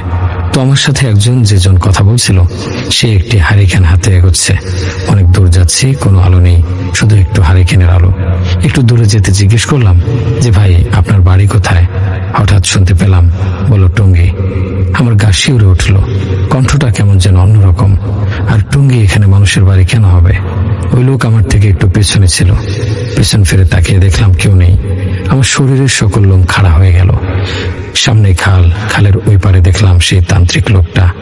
আমি স্বপ্নে তাকে যে কাপড়ে দেখেছিলাম, ঠিক সেই কাপড়ে। উনি এক পলকের মাথায় খালের ওপার থেকে এপারে চলে এলো। আমাকে বলল, তুই যে কাজটি করলি সেটা ঠিক করলি না, এবার তো সেই শাস্তি পেতেই হবে। সেই শাস্তি তোকে আমি এখন দেব। এরপর আমাকে ধাক্কা দিয়ে সরিষা ক্ষেতের মধ্যে ফেলে দিল। আমার পা টান দিয়ে নিচে শুয়ে ফেললো। এরপর উনি আমার বুকের উপর বসে পড়লো। কিন্তু আশ্চর্যের ব্যাপার হচ্ছে, আমার বুকে কোনো ওজন ছিল না। উনি আমার গলা চেপে ধরলো। আমার মনে হচ্ছিল আমার গলা দিয়ে কোনো শব্দ বের হচ্ছে না। এরপর আমার শরীরটাকে উল্টো করে ফেললো। মনে হলো যে আমি কোনো মানুষ না, একটা পুতুল। আমার পা ধরে টেনে নিয়ে যাচ্ছিল আর বলছিল, আমার জাদুর উপর শক্তি প্রয়োগ। আজ তুই বুঝবি আমার উপরে বাধা সৃষ্টি করার ফল কি হয়। এরপর খালের উপর দিক দিয়ে একটা খুঁটি বাঁধা ছিল, যেটাতে গরু বাঁধা হয়, যার কারণে ওটা খুব শক্ত। ওটা আমি ধরে ফেলি, কিন্তু বিশ্বাস করুন আমার শরীরে কোনো শক্তি ছিল না, মানসিক শক্তি দিয়েই সব করছিলাম। আমাকে খুব জোরে টানছিল পায়ের দিক দিয়ে। হঠাৎ দেখলাম রানা ভাই আমার দিকে দৌড়ে আসছে। আমার আর কিছু মনে নেই, শুধু শেষবারের মতন তান্ত্রিক লোকটাকে দেখলাম যেন হাওয়াতে মিশিয়ে গেল। সকালে ঘুম ভাঙলো, দেখতে পেলাম আমি আমার খাটে শুয়ে আছি। রানা ভাই আমার পাশে, তাকে জিজ্ঞেস করলাম কি হয়েছিল রাতে। আমার জ্ঞান যাওয়ার পর সে বলল সে ক্ষেত পাহারা দিচ্ছিল, তখন কিছু শব্দে সে দেখার জন্য আসে। আসার পর দেখলো আমাকে কিছু একটা টেনে খালের দিকে নিয়ে যাচ্ছে, কিন্তু আমার পায়ের দিকে কেউ নেই। বুঝতে পেরেছিল যে কিছু একটা খারাপ শক্তি এসব করছে। সে সময় মতো না পৌঁছলে হয়তো আমি আর বেঁচে ফিরতে পারতাম না। এরপর বাবাকে পুরো ঘটনা খুলে বললাম। বাবা ইমাম সাহেবের সাথে ব্যাপারটা বলল। তিনি আমাকে একটি তাবিজ আর পানি পড়া খেতে বলল, আর সবসময় দোয়া, জিকির আর 5 ওয়াক্ত নামাজ সময় মতো পড়ার জন্য বলল। আমি যখন জানতে চাইলাম জেলেদের ব্যাপার, তখন ইমাম সাহেব সব খুলে বলল। আসলে সেই কবুতরের গায়ে যে তাবিজ ছিল সেটা ওই তান্ত্রিক কারো ক্ষতির জন্য করেছিল। ওই কবুতরের সাথে যাকে ওই জাদু করা হয়েছে সেই লোক মারা যেত, আর ওই জেলেগুলো ছিল মানুষরূপী জিন, যারা ওই তান্ত্রিকের কথা মতো আমাকে বাড়ি থেকে বের করে সেই জায়গায় নিয়ে যায়। আর ওটাও তান্ত্রিকের রূপ নিয়ে একটি জিন ছিল, যার কারণে আমি ছাড়া কেউ তাকে দেখেনি। আর তার শরীরে কোনো ওজন ছিল না, সে হাওয়াতে মিলিয়ে যেতে পেরেছে। যাই হোক, চাচির ভাইয়ের এই ঘটনাটি পড়ে শোনাতে চেয়েছিলাম, কিন্তু এই দুটির একটি যোগসূত্র রয়েছে যার কারণে এটা বলতে হচ্ছে। পরের দিন তারা রওনা দিল। বাধা আর বাধা। হঠাৎ তারা মাঝপথে দেখলো একজন তান্ত্রিক চাচির ভাইটি নাকি হঠাৎ খুব ভয় পেয়ে গেল। কারো বুঝতে অসুবিধা হলো না এটা সেই তান্ত্রিক। এরপর তার নৌকায় উঠে নদীর ঠিক মাঝখানে গেল। হুজুরের দোয়া দরুদ পড়া যতটাই বাড়ছে, নৌকার দুলনি ঠিক ততখানি বাড়ছে। চাচি অসুস্থ হয়ে পড়লো। নৌকায় বসে হঠাৎ করে কোথা থেকে যেন সেই বুড়ি আর তান্ত্রিক দুজনেই চলে আসলো। হুজুরকে অনেক চেষ্টা করেও তারা থামাতে পারলো না। অনেক দোয়া দরুদ, আল্লাহর কালাম পড়ার পর হুজুর তাদের দুইজনকে থামাতে সক্ষম হলো, কারণ হুজুর ছিল খুবই একজন পরহেজগার মানুষ। এটা যেন তেন হুজুর পারত না। এরপর হুজুর বলল, এরা দুইজন মানুষ ক্ষতি করা মানুষ, এদের দুইজনকে আপাতত পানির নিচে নামাতে পেরেছি আল্লাহর অশেষ রহমতে। কিন্তু আপনাদের সবাইকে 5 ওয়াক্ত নামাজি সাথে সাথে আমল করতে হবে, তাহলে এরা কোনো কিছু আর কারো ক্ষতি করতে পারবে না ইনশাআল্লাহ। এই ঘটনা বলার পর থেকে আমি কিছুতেই শান্ত হতে পারিনি। চাচি এখন সম্পূর্ণ সুস্থ, কোনো ধরনের সমস্যা নেই। কিন্তু এই ঘটনাটি আমার জন্য একদম নতুন। আমি কখনো বিশ্বাস করতাম না এসব। নতুন দুটি ঘটনা আমার জীবনটা একদম ওলট পালট করে দিল, আমাকে নতুন করে ভাবালো সবকিছু। আজ এই জন্যই আপনাদের সাথে এটা শেয়ার করলাম।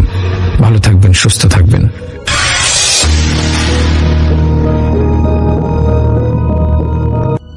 আসসালামু আলাইকুম আলিফ ভাই, আমি মোহাম্মদ আল মামুন ভৌতিকতায় নিজের অভিজ্ঞতা শেয়ার করতে যাচ্ছি। ভুল ত্রুটি ক্ষমা সুন্দর দৃষ্টিতে দেখবেন। আমি রাজশাহী বিশ্ববিদ্যালয়ে পড়াশোনা করি। পড়াশোনার জন্য আমি হলে থাকি। 20-10-2023 এবং রাত 9টা বাসা থেকে আম্মু ফোন দিয়ে বলল, তোর দাদা অনেক অসুস্থ, যত তাড়াতাড়ি বাসায় চলে আসবি ততই ভালো, তোকে দেখতে চেয়েছে। আমার বাসা রাজশাহী শহর থেকে 50 কিলোমিটার দূরে নওগাঁ জেলার মান্দা থানার কোনো এক গ্রামে অবস্থিত। যোগাযোগ ব্যবস্থা অনেক ভালো, রাতে যাওয়া আসা করতে কোনো সমস্যাই হয় না। তো আমি সবকিছু গুছিয়ে বের হয়ে যাই বাসার উদ্দেশ্যে। বাসায় এসে দেখি দাদাকে নিয়ে সবাই বসে আছে। দাদা আমাকে দেখে চোখের পানি ছেড়ে দিয়ে বলল, আমাকে ওরা বাঁচাতে দিবে না, বাড়ি ঘরে আগুন লাগিয়ে দিবে, তোরা এখানে থাকিস না, দূরে কোথাও চলে যা, বলে অজ্ঞান হয়ে গেল। আমি একটু ঘটনাটা বোঝানোর চেষ্টা করি। ছোটবেলা থেকে দেখে আসছি আমার দাদা অনেক বড় কবিরাজ ছিল। দাদা দিন জিন ছাড়ানোর কাজ করতেন। আমিও যেতাম দাদার সাথে রুকাইয়া করা দেখতে। ভূত প্রেত জিন এগুলা নিয়ে আমার কৌতূহল ছিল ছোটবেলা থেকেই। আমার দাদা কখনো কাউকে থেকে 2 পয়সা নেননি তার কাজের জন্য। আমার দাদার সাথে এখনো একটি মেয়ে জিন আছে, তার নামটা আমরা শেয়ার করছি না। ঘটনা শুরু হয় একটি জেলের সাথে। প্রতিদিনের মতো সব জেলেদের সাথে রাতে নদীতে মাছ ধরতে যেতেন তিনি। বাকি সব জেলের জালে খুব মাছ হচ্ছিল, কিন্তু রহিমের জালে কোনো মাছ উঠছিল না। তার মনটা খারাপ হয়ে গেল। এক পর্যায়ে সে ভাবে শ্মশান ঘাটের ওই দিকে এসে একা একা জাল ফেলবে, যদি কিছু মাছ পাওয়া যায়। বাকি জেলেদের না বলে সে শ্মশানের ওইখানে চলে যায় জাল ফেলতে। জাল ফেলার কিছুক্ষণ পরে জালে অনেক বড় একটা বোয়াল মাছ ধরা পড়ে। সেই মাছটা খুলে আবার জাল ফেলে বসে তিনি। একটু পরে লক্ষ্য করে বানরের মতো একটা অবয়ব নৌকার এক পাশে বসে তার মাছটি খাচ্ছিল। সে তো অনেক রেগে যায়, এত কষ্ট করে একটা মাছ সেটা কেউ খেয়ে নিচ্ছে। তার হাতে ছিল নৌকার বৈঠা, ওইটাই সে অবয়বের উপরে মারতে শুরু করে। একটা পর্যায়ে যখন যায় তখন সেটা পানিতে লাফ দিয়ে চলে যায়। রহিম যেদিন স্বপ্নে দেখে একটা বানরের মতো অবয়ব তার স্বপ্নে এসে বলছে, আমার এলাকায় আসছিস আর আমাকে মাছ খেতে দেসনি, তোকে আমার হাত থেকে আর কেউ বাঁচাতে পারবে না। এই শ্মশানের আশেপাশে কেউ মাছ ধরতে পারে না। রহিমের ঘুম ভেঙে যায়, সমস্যা শুরু হয়। রহিম পাগলের মতো আচরণ করে, হাঁস মুরগি ধরে চিবিয়ে খায়। 2-3 দিন ধরে মাঝখানে উধাও হয়ে গেল, কোথাও খুঁজে পাওয়া যায় না। শ্মশানে 2-3 দিন পর পাওয়া যায়। এই অবস্থায় দাদার কাছে রহিমকে নিয়ে আসা হয়। দাদা তার জিনের মাধ্যমে সবকিছু জানতে পারে যে মাছ খেকো পিশাচের পাল্লায় পড়েছে সে। দাদার জিন আরো বলে যে এই পিশাচ অনেক শক্তিধর, ও শক্তির সাথে পেরে ওঠা সম্ভব না। আমার দাদা সবকিছু জেনে না বলে দেয় যে রহিমের স্ত্রী অনেক রিকোয়েস্ট করে দাদা কাজ করানোর জন্য, পরে কাজটা করে। তো রহিমের বাড়িতে গিয়ে অনেক প্রক্রিয়ার মাধ্যমে পিশাচটাকে তারা ধরতে সক্ষম হয়। দাদা পিশাচটাকে বলা হয় যে তুই এখান থেকে চলে যা, না তোকে ছাড়বো না। দাদা সবসময় বাইরে থেকে কাজ শেষ করে নিজের শরীর বন্ধ করে ঘুমাতো। একদিন হঠাৎ করে ক্লান্ত থাকার কারণে শরীর বন্ধ করতে ভুলে যায়। হঠাৎ করে রাত 3টার দিকে আমি মরে গেলাম রে বলে চিৎকার করে অজ্ঞান হয়ে যায় দাদা। পরের দিন দাদিকে স্বপ্নের মাধ্যমে আমার দাদার সাথে থাকা জিন বলে, আপনার স্বামীকে বান দেওয়া হয়েছে, যে পিশাচটা লেগেছিল সে একাই কাজটা করেছে, অনেক শক্তি, আমি পেরে উঠতে পারছি না, ক্ষমা করবেন, আপনার স্বামীকে রক্ষা করতে পারছি না।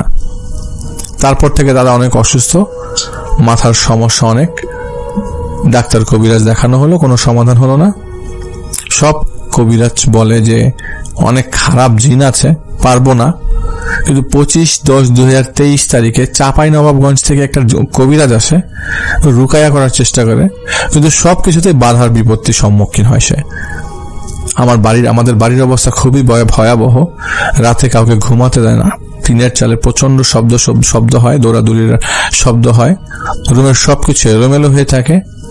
দাদা যে ঘরে থাকে সে ঘরে কাউকে ঘুমাতে দেয় না, দাদাও কাউকে রাখতে চায় না, শুধু বলে মরলে আমি একা মরবো, আমি কারোর জন্য ক্ষতি হোক এটা আমি চাই না।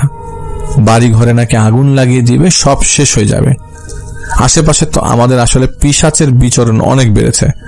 আমার বড় আব্বু এগুলো দেখে সহ্য করতে না পেরে সেদিন রাতে দাদার রুমে গিয়ে বলে, কে আছিস, সাহস থাকলে আমার সঙ্গে লাগ, আমার বাবাকে ছেড়ে দে। হঠাৎ করে বড় আব্বুকে পেছন থেকে কেউ লাথি মেরে ফেলে দেয় এবং তার হাত এক পাশ ভেঙে যায়। ঘটনাটি চলছে এখনো। তাই দাদার জন্য দোয়া চাচ্ছি যেন তিনি তাড়াতাড়ি সুস্থ হয়ে যায়।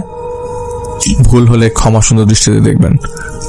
যাই হোক ভাইয়া, আপনার ঘটনার জন্য ধন্যবাদ।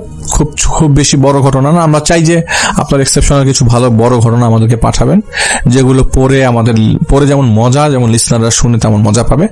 এবং আমরা চাই যে আপনাদের কাছ থেকে এক্সেপশনাল ঘটনাগুলোই যেগুলো আপনারা আমাদেরকে পাঠাতে পারেন। অনেকে চান না পাঠাতে, দেখা যায় যে অনেক ধরনের প্রবলেম ফেস করতে পারেন, বা এই জিনিসগুলো চিন্তা করে দেখা যায় যে ঘটনা পাঠাতে চান না অনেকে।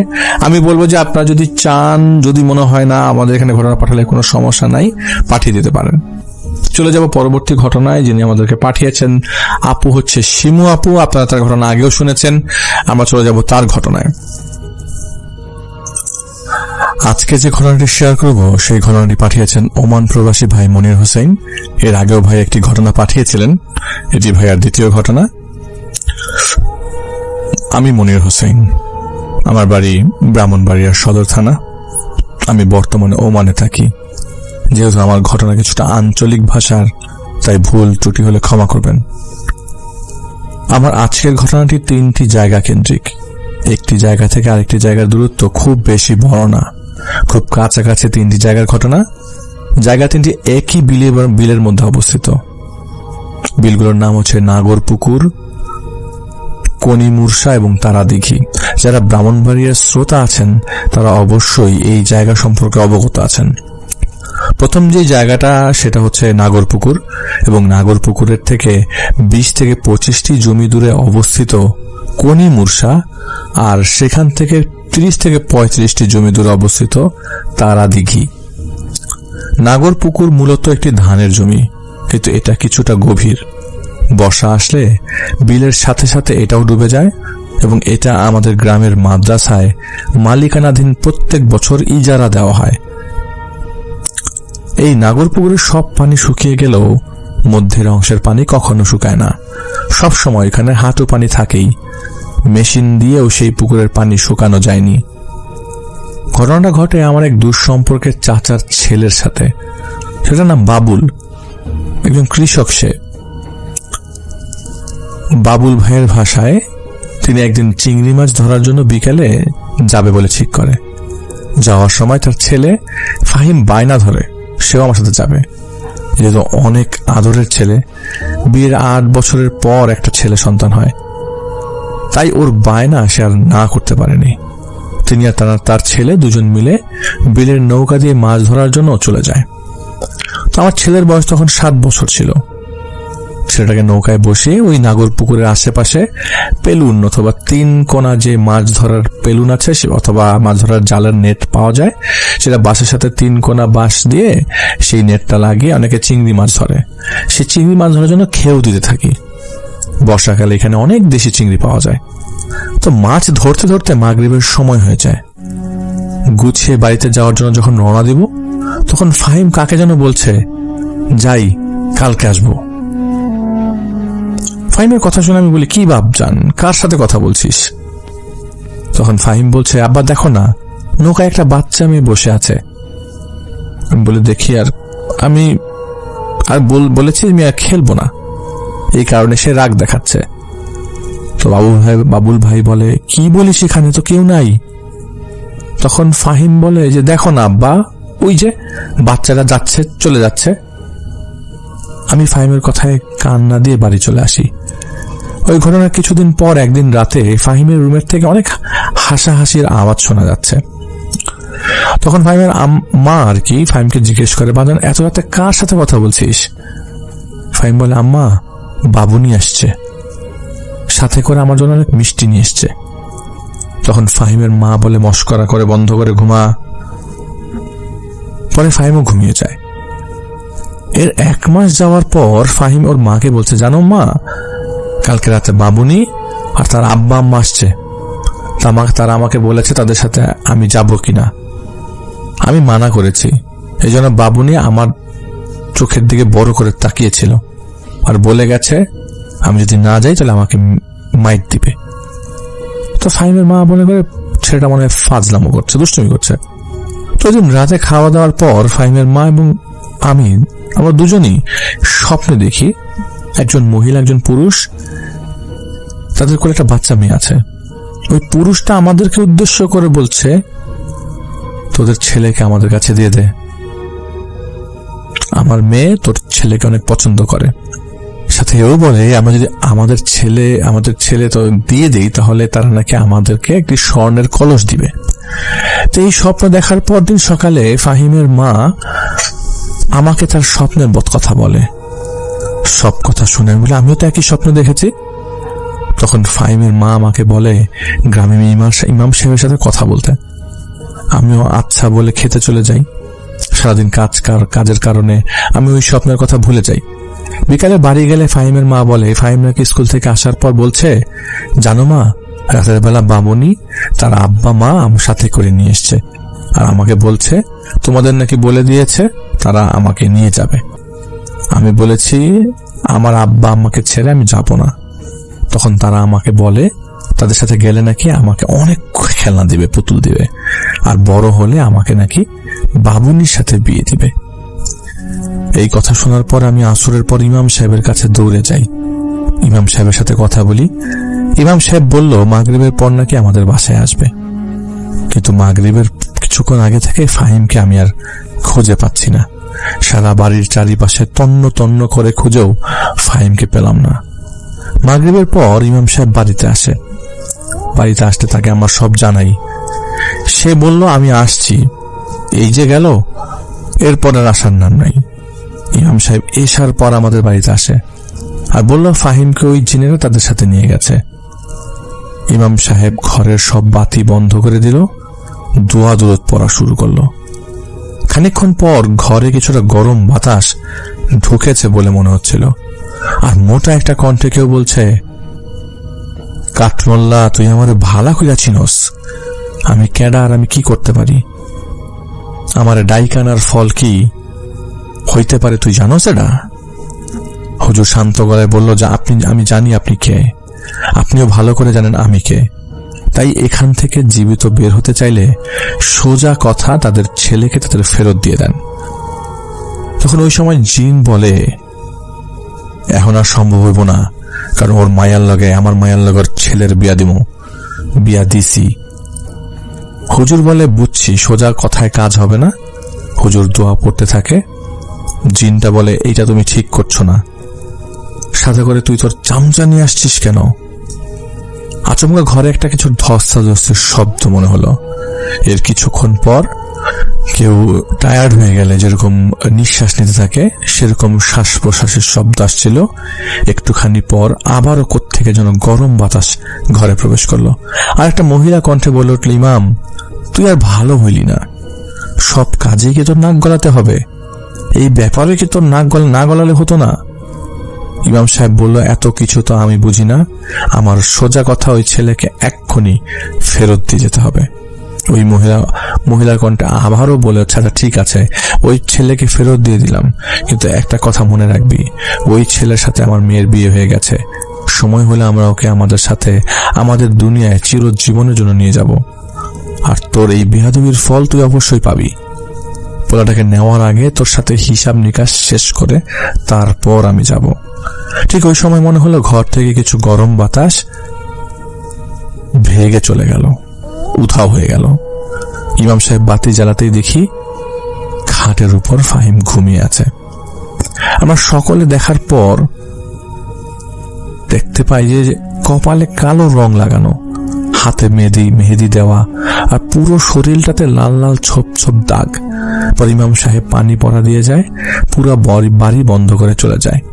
যাওয়ার সময় বলে যায় ফাহিম যেন কোনোদিন ওই নাগর পুকুরের কাছে না যায়, ওখানে একটা খারাপ জিনের গোত্র বসবাস করে, ওর সমস্যা হতে পারে, এবং এরপর থেকে ফাহিমকে আমরা কোনোদিন ওই নাগর পুকুরের কাছে যেতে দিইনি।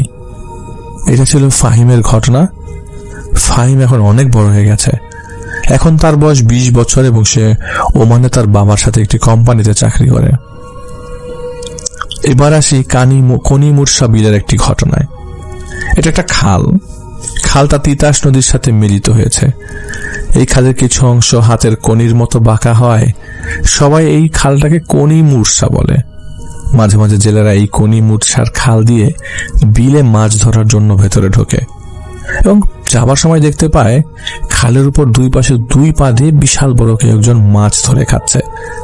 যতক্ষণ পর্যন্ত ওইটার মাছ খাওয়া শেষ না হয় ততক্ষণ পর্যন্ত জেলেদের নৌকা নিয়ে প্রায় সময় দাঁড়িয়ে থাকতে হয়। শুধুমাত্র ঘটনাটি যার সাথে ঘটে তারাই একমাত্র বুঝতে পারে। আর এবারের ঘটনাটি যার সাথে ঘটে সে মূলত আমার বড় আব্বু। একদিন আমার বড় আব্বু তার খেতে পানি দেওয়ার জন্য ফজরের আজানের কিছু সময় আগে থেকে ঘর থেকে বের হয়ে যায়। ওই সময় খালে কোনো পানি ছিল না, শুধু কাদা ছিল। বড় আব্বু কনি মুরসার বিলে আসার পর দেখতে পায় একটা কালো অবয়ব বসে আছে। বড় আব্বু কোনো কিছু না ভেবে যখন পাশ কাটিয়ে চলে যাবে তখন ওই অবয়ব পথ আটকে দেয়। বড় আব্বু সমস্যা কি জিজ্ঞেস করে। ওই অবয়ব বলে, আমার ছায়ায় কেন পাড়া দিয়েছিস, আগে এটার উত্তর দে। পরে আমার বড় আব্বু বলে, আমি তো দেখতে পাই নাই, ভুল হয়ে গেছে। মানতে নারাজ হয়ে যায় এবং কথা কাটাকাটির একটা পর্যায়ে ধস্তাধস্তিতে চলে যায়।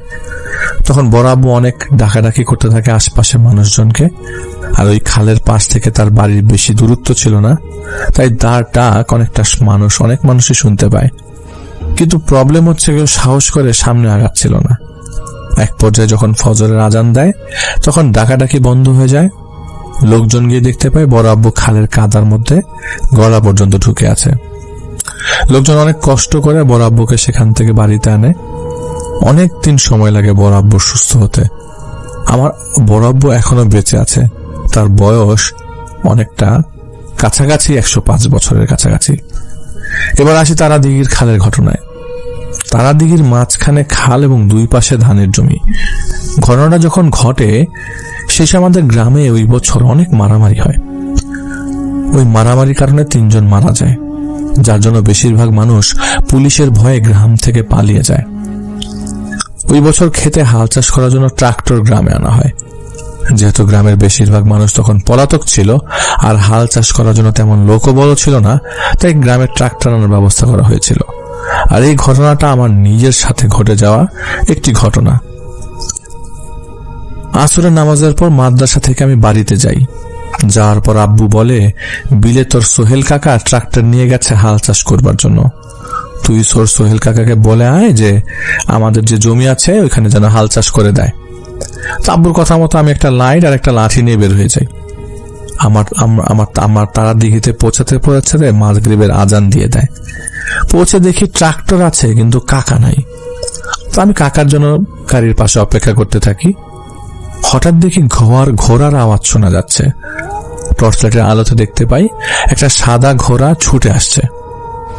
ঘোড়াটার মাথা নাই, ঘোড়াটার পাও নাই, কিন্তু কেমন ধপাস ধপাস শব্দের আওয়াজটা আমি পরিষ্কার শুনতে পাচ্ছি যে ওর পাশ থেকেই যে ঘোড়াটার ডাক দিয়ে আসছে। আস্তে আস্তে সেই শব্দ আমাকে পাশ কাটিয়ে চলে গেল। একটু পর আবার 2টা ঘোড়া ছুটে আসলো। আমি ভয় না পেয়ে সূরা নাস, সূরা ফালাক জোরে জোরে পড়া শুরু করি। যখন সূরা পড়ছিলাম মনে হলো ঘোড়াগুলো হাওয়ার সাথে মিলিয়ে যায়। কিছুক্ষণ পর দেখি একসাথে অনেকগুলো ঘোড়া ছুটে আসছে। আমার সাথে টর্চ থাকায় আলো জ্বালিয়ে দেখি সাদা, কালো, লাল বিভিন্ন কালারের ঘোড়া ছুটে আসছে আমার দিকে। এতগুলো ঘোড়া দেখে আমি অবাক হয়ে যাই, ভয় পেয়ে যাই, বাড়ির দিকে দৌড়াতে থাকি। কিন্তু ঘোড়াগুলো না আমার পিছনে হাওয়ার বেগে ছুটে আসছে। অনেক কষ্ট করে খালের পাড়ে উঠে আসি। খালের উপর উঠে আসার পর পেছনে তাকিয়ে দেখি ঘোড়ার সাথে সাথে কিছু বড় বড় কুকুরও তেড়ে আসছে। আর ঘোড়া কুকুরের মিলে একসাথে এরা ডাকতে থাকে। আমি দৌড়াতে শুরু করি। কিছু দূর যাওয়ার পর সামনের দিকে তাকিয়ে দেখি কুকুরগুলো দাঁড়িয়ে আছে। আমাকে তারা দেখে হিংস্রভাবে ডাকা শুরু করে। পুরো শরীরে আমার ঠান্ডা বাতাস অনুভূত হচ্ছিল। তাকে দেখতে পাই অনেক দূরে একটা সাদা কাপড় পরা লোক দেখা যাচ্ছে। ওই লোকটাকে দেখার পর আমার মনে একটু সাহস আসে। একটা মানুষ দেখতে পাচ্ছি। কিছুক্ষণের জন্য স্বস্তির নিঃশ্বাস নিয়ে চোখ বন্ধ করে ফেলি আর পড়তে থাকি আউযু বিল্লাহি মিনাশ শাইতানির রাজিম, বিসমিল্লাহির রহমানির রহিম। এরপর আমি আয়াতুল কুরসি পড়া শুরু করি। আয়াতুল কুরসি পড়ে শেষ করার পর কাঁধে একটা ঠান্ডা হাতের স্পর্শ পাই। চোখ মিলিয়ে তাকিয়ে দেখি কমপক্ষে 9 ফুট লম্বা একটা কালো দাড়িওয়ালা হুজুরের মতো কোনো একটা মানুষ আমার পাশে দাঁড়িয়ে আছে। এবার কথোপকথনের পালা। আমাকে জিজ্ঞেস করলো, তুমি কে, এখানে কি করছো? আমি তাকে সবকিছু বলি। শোনার পর বলল, চলো তোমাকে সামনের দিকে এগিয়ে দিয়ে আসি। আমার সাথে যেতে যেতে সেই হুজুর আমাকে অনেক নসিহত করে। বলল, তোমার কিছু বাজে অভ্যাস পরিবর্তন করে ফেলো, তা না হলে ভবিষ্যতে পছতাতে হবে। আমি সেই হুজুরকে জিজ্ঞেস করি, আমার কি বদ্ধ অভ্যাস ত্যাগ করতে হবে? কিছুক্ষণ পর সে আমাকে বলল, তুমি মাদ্রাসায় পড়ো ঠিক আছে, কিন্তু বখাটে ছেলেদের সাথে মেলামেশা করো, মানুষের বাড়ি হাঁস মুরগি গাছের ফল চুরি করো। খানিক্ষণ চুপ থাকার পর সেই হুজুর আমাকে জিজ্ঞেস করলো, আমার কথা কি রাগ করলে? তো আমি বললাম না। বলতে শুরু করলো, দেখো আমি তোমার ভালোর জন্যই বলছি। তুমি যাদের গাছের ফল হাঁস মুরগি চুরি করে খাও, একবার কি ভেবে দেখেছো তারা কতটা পরিশ্রম ও মেহনত এবং তাদের ভালোবাসার ক্ষয় হচ্ছে সেখানে? তারা যখন দেখতে পায় তুমি তাদের জিনিসগুলো চুরি করে ফেলেছো, তাদের অন্তর থেকে কতটুকু বদদোয়া তোমার জন্য বের হয়, একবার চিন্তা করো। এই কথা বলতে বলতে আমি একবারে আমাদের বাড়ির সামনে চলে আসি। তারপর বললো, বাড়িতে চলে যাও, আর কোনোদিন একা বের হবে না এবং সুন্দর করে লেখাপড়া করো, মানুষের মতো মানুষ হও। আমি 2 কদম সামনে এগানোর পর পেছনে ঘুরতে দেখি সেই হুজুর মানুষটা নাই, কাউকে দেখতে পেলাম না। আমি আরো ভয় পেয়ে যাই। এক দৌড়ে বাড়িতে এসে আম্মাকে চিৎকার দিয়ে ডেকে অজ্ঞান হয়ে যাই। পরের দিন সকালে আমার জ্ঞান ফিরলে সবাইকে রাতের ঘটনাটা খুলে বলি। সবকিছু শোনার পর আব্বু আমাদেরকে মসজিদের ইমাম সাহেবের কাছে নিয়ে যান। ইমাম সাহেব ঝাড়ফুঁক করে দেন, পানি পড়া দিয়ে দেন।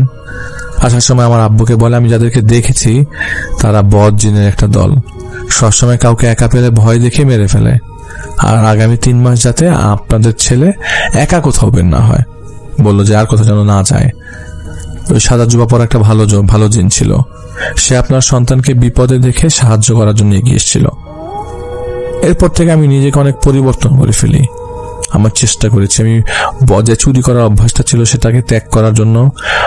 আজগুবি ছেলেদের সাথে মেলামেশা, মানুষের ক্ষতি করা থেকে আমি এখন 100 মাইল দূরে। এই ছিল আমার ঘটনা। ভুল ত্রুটি হলে ক্ষমা করবেন।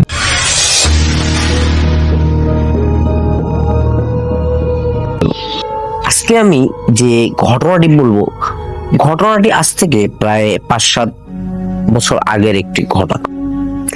নরসিংদী জেলার এক পুরনো সরকারি হাসপাতালের মর্গে প্রায় সবাই সালাম চাচাকে চেনে। বয়স প্রায় 60-এর কাছাকাছি হলেও তিনি ছিলেন সাহসী ও পরিশ্রমী একজন মানুষ। গত 25 বছর ধরে তিনি অ্যাম্বুলেন্স চালাতেন। কত লাশ, কত দুর্ঘটনা, কত কান্না তিনি দেখেছেন, তার যেন কোনো হিসাবই নেই। লোকজন বলতো সালাম চাচার নাকি কোনো ভয়ই নেই। কিন্তু সেই রাতের ঘটনার পর তিনি আর কোনোদিনও রাতের বেলা একা অ্যাম্বুলেন্স চালাননি। ঘটনাটি ঘটেছিল বর্ষাকালের এক অমাবস্যার রাতে। সেদিন সন্ধ্যায় হাসপাতালের মর্গে 4টি বেওয়ারিশ লাশ পড়েছিল। পুলিশ তদন্ত শেষ করে অনুমতি দিয়েছিল সেগুলোকে শহরের বাইরে পুরনো কবরস্থানে দাফন করার জন্য। সাধারণত সালাম চাচার সঙ্গে তার সহকারী জামাল যেত, কিন্তু সেদিন জামাল হঠাৎ অসুস্থ হয়ে হাসপাতালে ভর্তি হয়ে যায়। ডাক্তার বললেন, সালাম ভাই, আজকেই লাশগুলো দাফন করতে হবে, সকালে রাখলে সমস্যা হবে। সালাম চাচা দীর্ঘশ্বাস ফেললেন, আচ্ছা আমি একাই নিয়ে যাই। রাত তখন প্রায় 1। আকাশে চাঁদ নেই, মেঘ ঢেকে আছে পুরো আকাশ। অ্যাম্বুলেন্সের পেছনে পাশাপাশি 4টি কাফনে মোড়ানো বেওয়ারিশ লাশ রাখা হয়। কেউ জানতো না তারা কার। একজন বৃদ্ধ, একজন মাঝবয়সী নারী, একজন যুবক আর একটি ছোট্ট বাচ্চা। সবাই নাকি আলাদা আলাদা দুর্ঘটনায় মারা গিয়েছে। মর্গের পুরনো দারোয়ান হাশেম মিয়া সালাম চাচাকে বললেন, ভাই সাবধানে যাবে। কেন? এই 4 জনের লাশ কি একসাথে যেদিন থেকে এসেছে মর্গে ওই দিন থেকে অদ্ভুত অদ্ভুত সব ঘটনা ঘটতেছে। সালাম চাচা হেসে বললেন, এই বয়সে ভূতের ভয় দেখাও? হাশেম মিয়া কাঁপা কাঁপা গলায় বললেন, আমি ভয় পাই না, কিন্তু গত 3 রাতে মর্গের ভিতর থেকে কান্নার শব্দ শুনেছি। সালাম চাচা আর কথা বাড়ালেন। তিনি ইঞ্জিন চালু করলেন। ধীরে ধীরে অ্যাম্বুলেন্স হাসপাতাল ছেড়ে অন্ধকার রাস্তায় এগিয়ে গেল। শহরের আলো পিছনে ফেলে সামনে শুধু নির্জন রাস্তা। হঠাৎ কিছুক্ষণ পর পিছন থেকে ধূপ করে একটা শব্দ এলো। মনে হলো যেন কেউ স্ট্রেচার থেকে নেমে মেঝেতে পড়েছে। সালাম চাচা পেছনে মিও তাকাল, কিছুই দেখা যাচ্ছে। নিজেকে বোঝালেন রাস্তার ঝাঁকুনিতে হয়তোবা কিছু নড়ছে। কিন্তু 5 মিনিট পর আবারও সেই শব্দ। এবার মনে হলো কেউ ধীরে ধীরে অ্যাম্বুলেন্সের ভিতরে হাঁটছে। সালাম চাচার শরীর যেন ঠান্ডা হয়ে গেল। তিনি গাড়ি থামালেন, নেমে পিছনের দরজা খুললেন। 4টি লাশ ঠিক আগের মতোই পড়ে আছে, কিন্তু আশ্চর্যের বিষয় ছোট বাচ্চাটার কাপড়ের গিট খুলে গেছে। তিনি কাঁপতে কাঁপতে আবারও গিট বেঁধে দিলেন। মনে মনে আয়াতুল কুরসি পড়তে পড়তে দরজা বন্ধ করলেন। রাত আরো গভীর হতে লাগলো। হঠাৎ প্রবল বৃষ্টি শুরু হলো। রাস্তার দুপাশে বিশাল কবরস্থান আর বট গাছ। এমন সময় অ্যাম্বুলেন্সের রেডিও নিচ থেকেই চালু হয়ে গেল, কিন্তু কোনো গান নয়, একটা মেয়ের কান্নার শব্দ, খুব ধীরে ধীরে। আমাকে নামিয়ে দাও। সালাম চাচার হাত কাঁপতে শুরু করল। তিনি রেডিও বন্ধ করলেন, কিন্তু শব্দ যেন বন্ধ হলো না। এবার শব্দটা পেছন থেকে আসছে, একজন নারী কাঁদছে, আমার সন্তানকে দাও। সালাম চাচা পেছনে তাকানোর সাহস পেলেন, তিনি শুধু গতি বাড়ালেন। হঠাৎ অ্যাম্বুলেন্সের ভেতরে লাইট জ্বলে উঠল। পেছনে মিররে তিনি যা দেখলেন তাতে তার বুক যেন হিম হয়ে গেল। 4টি লাশের মধ্যে একজন বসে আছে মাথা নিচু করে, সাদা কাফনের ভেতর থেকে কালো চুল ঝুলছে। সালাম চাচা চোখ বন্ধ করে ফেললেন, আবার তাকিয়ে দেখলেন কেউ নেই, সব আগের মত, সবকিছুই ঠিকঠাক। তিনি ভাবলেন হয়তো ভয় থেকে তিনি ভুল দেখেছেন। আর ঠিক তখনই তার কানের পাশে কেউ ফিসফিস করে বলল, আমাদের ঠিক জায়গায় নিয়ে যাও। সালাম চাচা চিৎকার করে উঠ, তিনি গাড়ির গতি বাড়িয়ে দিলেন। হঠাৎ সামনে রাস্তার মাঝখানে সাদা পোশাক পরা এক বৃদ্ধ দাঁড়িয়ে থাকতে দেখা গেল। তিনি ব্রেক চাপলেন, কিন্তু গাড়ি যেন থামলই না, সরাসরি বৃদ্ধের শরীরের ভিতর দিয়ে গাড়ি চলে গেল। সালাম চাচা পেছনে মিররে তাকালেন, কেউ নেই। এবার তার মনে হতে লাগলো তিনি একা নন, কেউ একজন অ্যাম্বুলেন্সের সামনের সিটে বসে আছে, অদৃশ্য কেউ। ঠান্ডা বাতাসে পুরো কেবিন যেন জমে গেল। রাত প্রায় 3টা। অবশেষে তিনি পুরনো কবরস্থানের কাছে পৌঁছালেন, কিন্তু সেখানে গিয়ে দেখলেন গোরখোদক কেউ নেই, চারপাশ নিস্তব্ধ, শুধু বাতাস আর ঝিঝি পোকার শব্দ। হঠাৎ কবরস্থানের ভিতর থেকে লন্ডন হাতে এক বৃদ্ধ বেরিয়ে এল, আর বৃদ্ধ বলল, অনেক দেরি করে ফেলছো।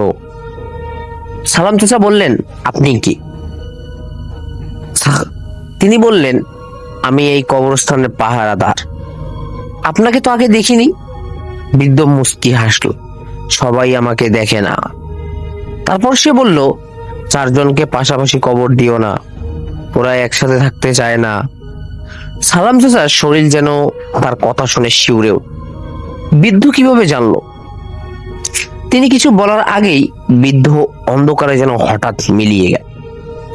আর ঠিক তখনই অ্যাম্বুলেন্সের পিছনের দরজা নিচ থেকে খুলে গেল। ভিতর থেকে 4টি আলাদা কণ্ঠস্বর ভেসে এল, কেউ কাঁদছে, কেউ হাসছে, কেউ শিশুর মতো করে ডাকছে, মা মা।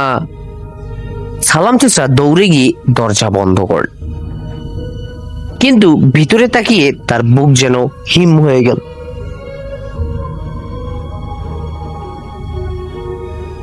কিন্তু ভিতরে তাকিয়ে সে যা দেখলো তা দেখে তার বুক যেন এক নিমেষেই হিম হয়ে গেল। 4টি লাশ ভিতরে নেই, স্ট্রেচারটি খালি পড়ে আছে, সাদা কাপড়গুলো মেঝেতে পড়ে আছে, তার পাশে কেবল ভেজা পায়ের ছাপ, যেন কেউ হেঁটে কবরস্থানের দিকে গেছে। সালাম চাচা আর নিজেকে সামলাতে পারলেন, তিনি মাটিতে বসে আয়াতুল কুরসি পড়তে লাগলেন। কিছুক্ষণ পর দূরে আজানের শব্দ ভেসে এলো, ফজরের আলো ফুটতে শুরু করল। হঠাৎ সবকিছু স্বাভাবিক হয়ে গেল। তিনি সাহস করে আবার অ্যাম্বুলেন্সের ভিতরে তাকালেন। 4টি লাশ আগের মতোই সেখানে শুয়ে আছে, যেন কোনো কিছুই ঘটেনি। পরে গ্রামের লোকজন এসে দাপন সম্পূর্ণ করল। সালাম চাচা তাদের সেই বৃদ্ধ পাহারাদারের কথা বললে সবাই অবাক হয়ে গেল, কারণ সেই কবরস্থানের পাহারাদার আব্দুল করিম 5 বছর আগেই নাকি মারা গিয়েছিলেন। এরপর থেকে সালাম চাচার কখনো রাতের বেলা বেওয়ারিশ লাশ একা বহন করেনি। পরের দিন সকালে সালাম চাচা ঘুম থেকে উঠেও আগের রাতের কথা ভুলতে পারছিলেন। বারবার তার মনে হচ্ছিল কবরস্থানে কিছু একটা অসম্পূর্ণ থেকে গেছে। 3 দিন পর আবার একই হাসপাতাল থেকে ফোন এল, সালাম ভাই, কবরস্থানের কেয়ারটেকার আপনাকে জরুরি ডেকেছেন। তিনি অবাক হয়ে বললেন, কিন্তু ওই কবরস্থানের কেয়ারটেকার তো বহু বছর আগেই মারা গেছেন। উপাসে কিছুক্ষণ নীরবতা, তারপর ধীর কণ্ঠে উত্তর এলো, আমরা নতুন কেয়ারটেকারের কথা বলছি। সালাম চাচা বিকেলে কবরস্থানে গেলেন। নতুন কেয়ারটেকার তাকে নিয়ে গেল 4টি নতুন কবরস্থানের সামনে। তিনি বললেন, অদ্ভুত ব্যাপার হয়েছে, 3 দিন ধরে এই 4টি কবরের মাটি নিচ থেকে ফেটে যাচ্ছে। আমরা যতবার মাটি ভরে আবার আগের মতোই হয়ে যায়। সালাম চাচা কাছে যেতেই হঠাৎ যেন ঠান্ডা বাতাস বইতে লাগলো, আর ঠিক তখনই তিনি দেখতে পেলেন 4টি কবরের মাঝখানে ভেজা কাদার উপর অ্যাম্বুলেন্সের টায়ারের দাগ, কিন্তু সেখানে তো কোনো গাড়ি ঢোকে। এরপর থেকে সালাম চাচা আর কখনই রাতের বেলা একা অ্যাম্বুলেন্স চালায়নি।